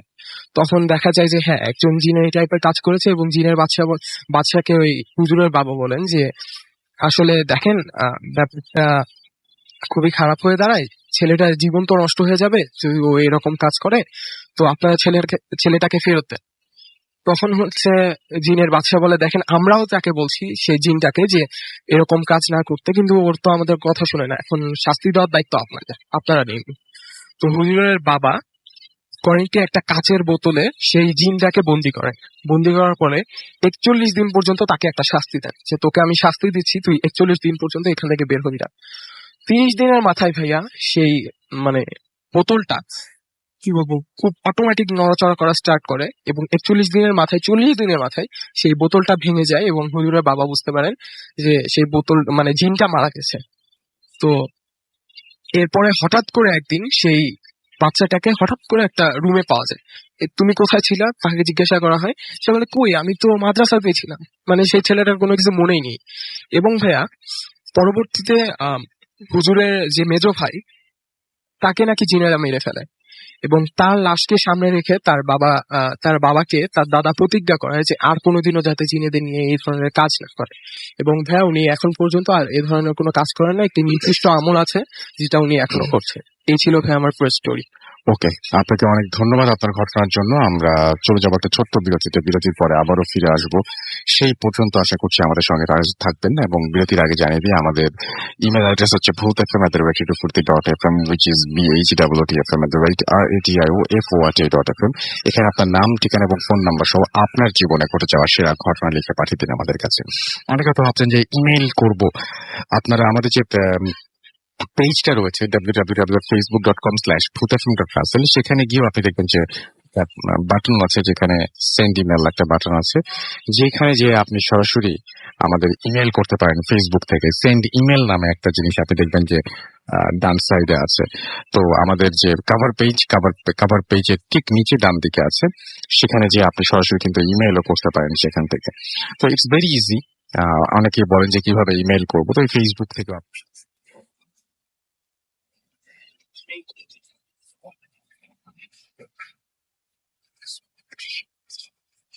ঘটনা আমরা পড়ে শোনাই। যারা দেশের বাইরে রয়েছেন তারা সরাসরি অডিও ক্লিপ পাঠিয়ে দিতে পারেন, এবং সে সাথে আপনার ঘটনা লিখেও পাঠাতে পারেন। আমরা চলে যাচ্ছি বিরতিতে, ফিরে আসছি একটু পরেই। Stay tuned for your food FM and do food.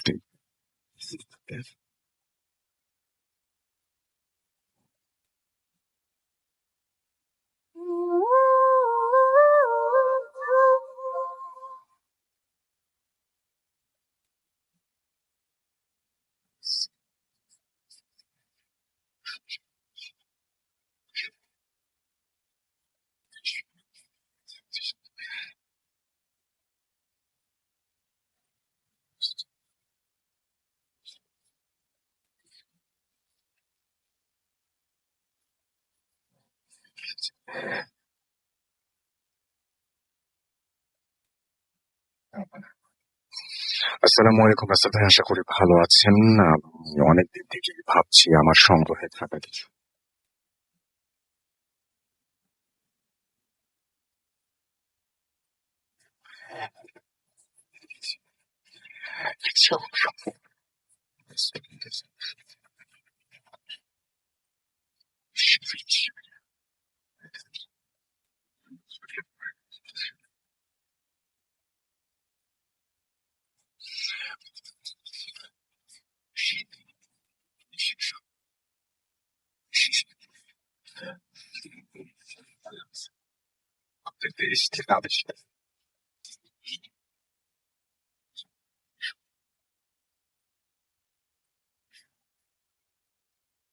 কিছু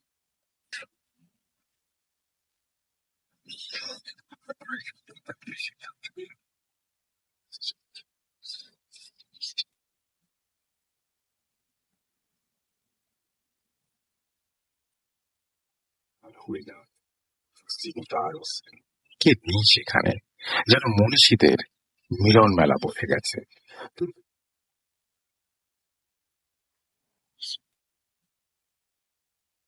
কুষ্টিয়ার পথে আমরা কেউই এর আগে কখনো ট্রেনে উঠিনি, তাই সিদ্ধান্ত নিলাম ট্রেনে চেপে যাওয়ার। বেশ আনন্দ। স্টেশন সেখান থেকে কুষ্টিয়া পৌঁছালাম 10:30টার সময়। প্রথমেই গেলাম লালন শাহর বাড়িতে, সেখান থেকে গেলাম মীর মোশাররফ হোসেনের বাড়ি এবং শেষে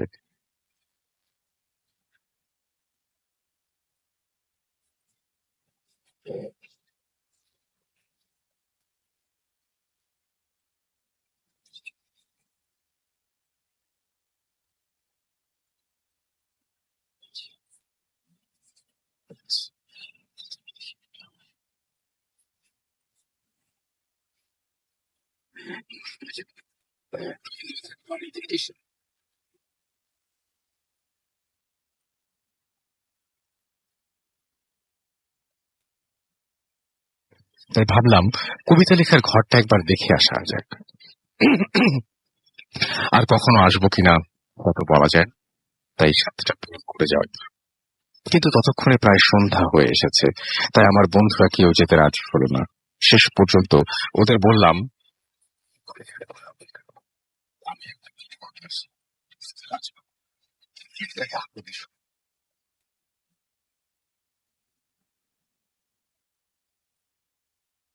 পারলাম না সেখানে।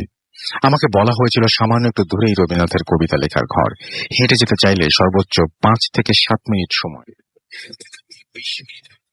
কিছুই দেখতে পেলাম না। আরো 10 মিনিট হাঁটলাম, তাও কিছু দেখতে পেলাম না। তখন ভাবলাম কবিতা লেখার ঘর দেখে আর কাজ নেই, ফিরে যাই বন্ধুদের কাছে, ওরা হয়তো আমার জন্য অপেক্ষা করে আছে। তখন আমি রবীন্দ্রনাথের বাড়িতে ফিরে যাওয়ার জন্য হাঁটতে শুরু করলাম। যে পথে এসেছিলাম সে পথেই ফিরে যেতে শুরু করলাম, কিন্তু ফিরে যাওয়ার সময় সবকিছু অপরিচিত মনে হলো। মনে হচ্ছে এই পথে আমি এর আগে কখনো আসিনি।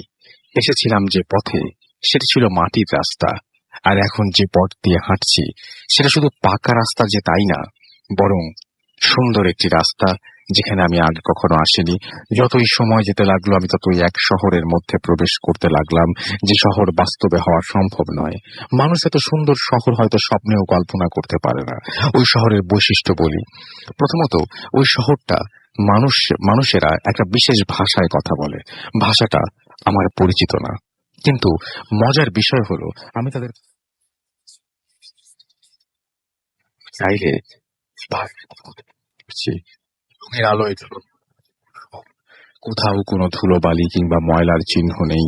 শহরটাতে বিন্দুমাত্র অসঙ্গতি নেই, বাস্তবে সম্ভব নয় এমন বিষয়গুলো সেখানে মনে হচ্ছিল। সবচেয়ে আশ্চর্যের বিষয় হলো সেখানে কোনো অজ্ঞাত মানুষ বাস করে না। আমি প্রথমে যে শহরে প্রবেশ করেছিলাম তখন অনেককেই চিনতে পারিনি, কিন্তু পরে অনেকের সাথে আমার দেখা হয়েছে। এই শহরে দুদিন থাকার পর আমি বুঝতে পারলাম আমি এই শহরে যাদের চিনি আর যাদের চিনি না,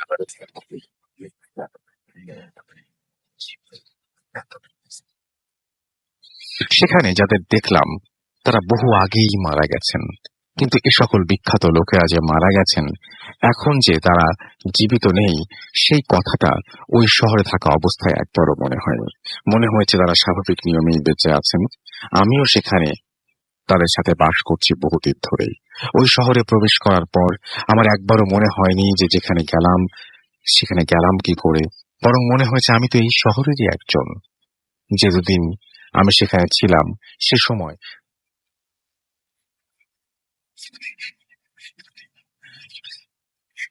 আমি পানি পান করার উদ্দেশ্যে একটা পানির উৎসের কাছে গেলাম এবং পানি পান করার পরই হঠাৎই লক্ষ্য করলাম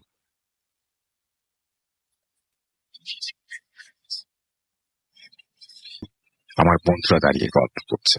আমি তাদের কাছে যেতেই তারা আমার কাছে জানতে চাইলো আমি এখানে কিভাবে এলাম। আমি স্বাভাবিকভাবে বললাম এইমাত্র। তারা বলল, এত দ্রুত চলে আসলি কি করে? তুই না বলেছিলি তোর 15 মিনিটের মতো লাগবে। আমি ওদের জিজ্ঞাসা করলাম কেন।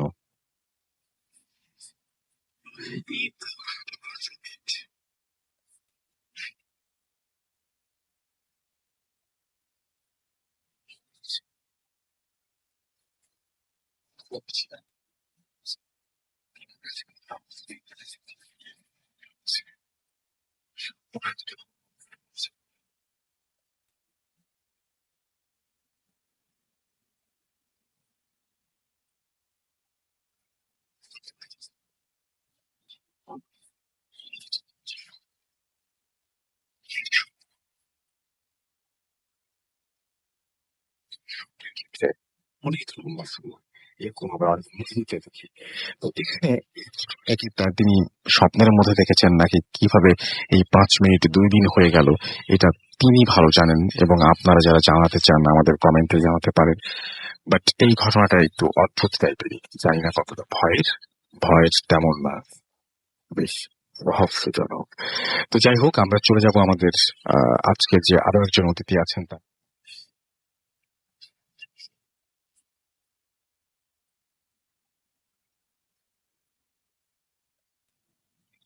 থ্যাংক ইউ রাসেল ভাই।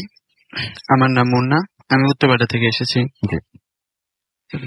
রাসেল ভাই, আমি এখন যে ঘটনাটা বলতে চলেছি সেই ঘটনাটা কয়েকদিন আগে ঘটেছে।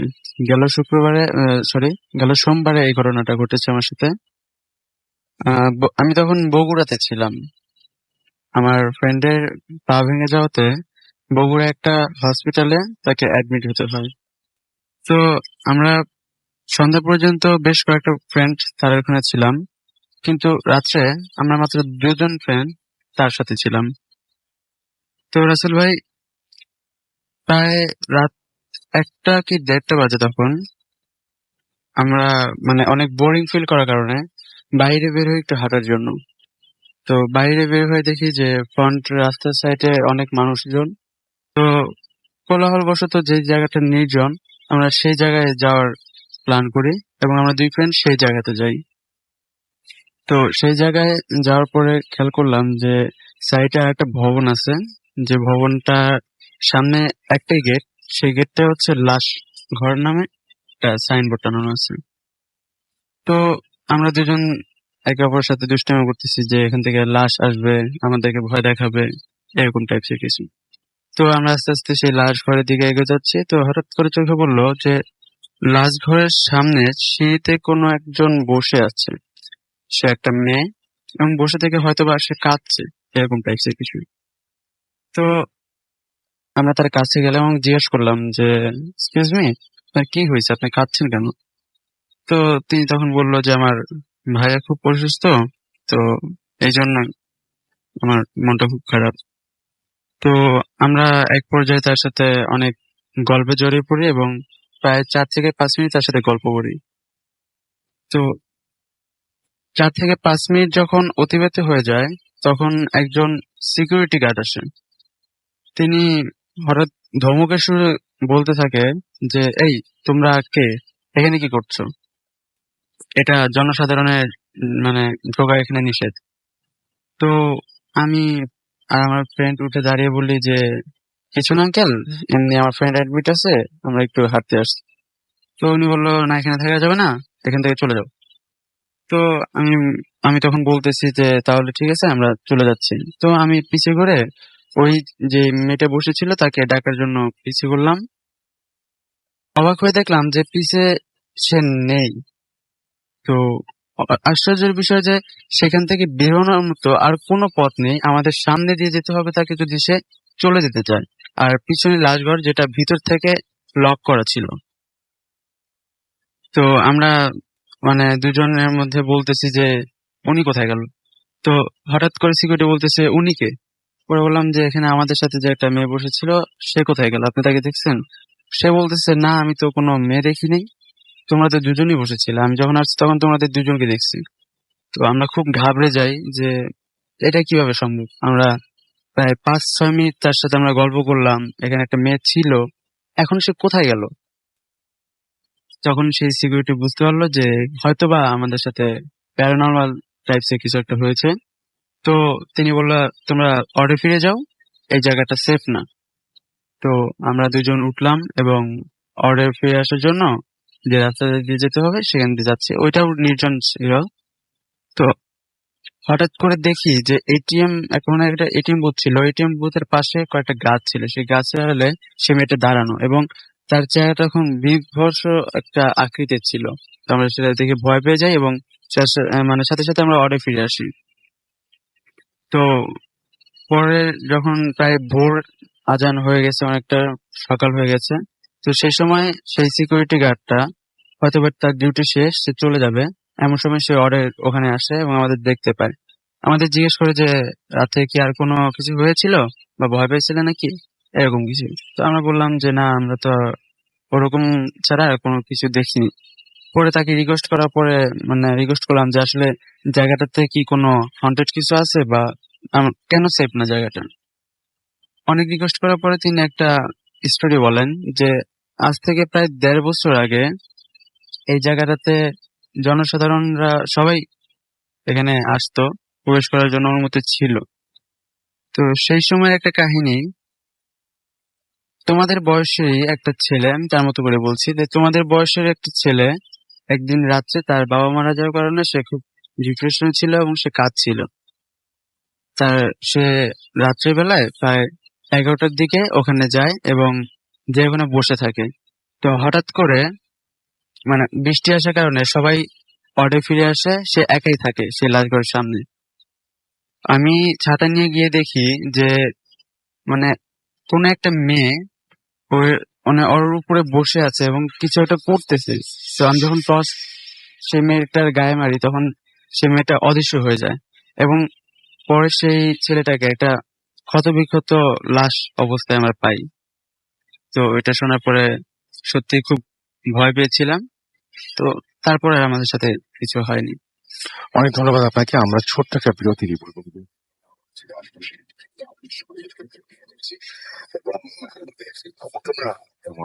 আমরা এখন যেটা করব সেটা হচ্ছে এসে কিছু কমেন্ট পড়ে শেষ করে দেবো, কারণ আমাদের টাইম একদম মোটামুটি শেষ। তো আপনারা আশা করছি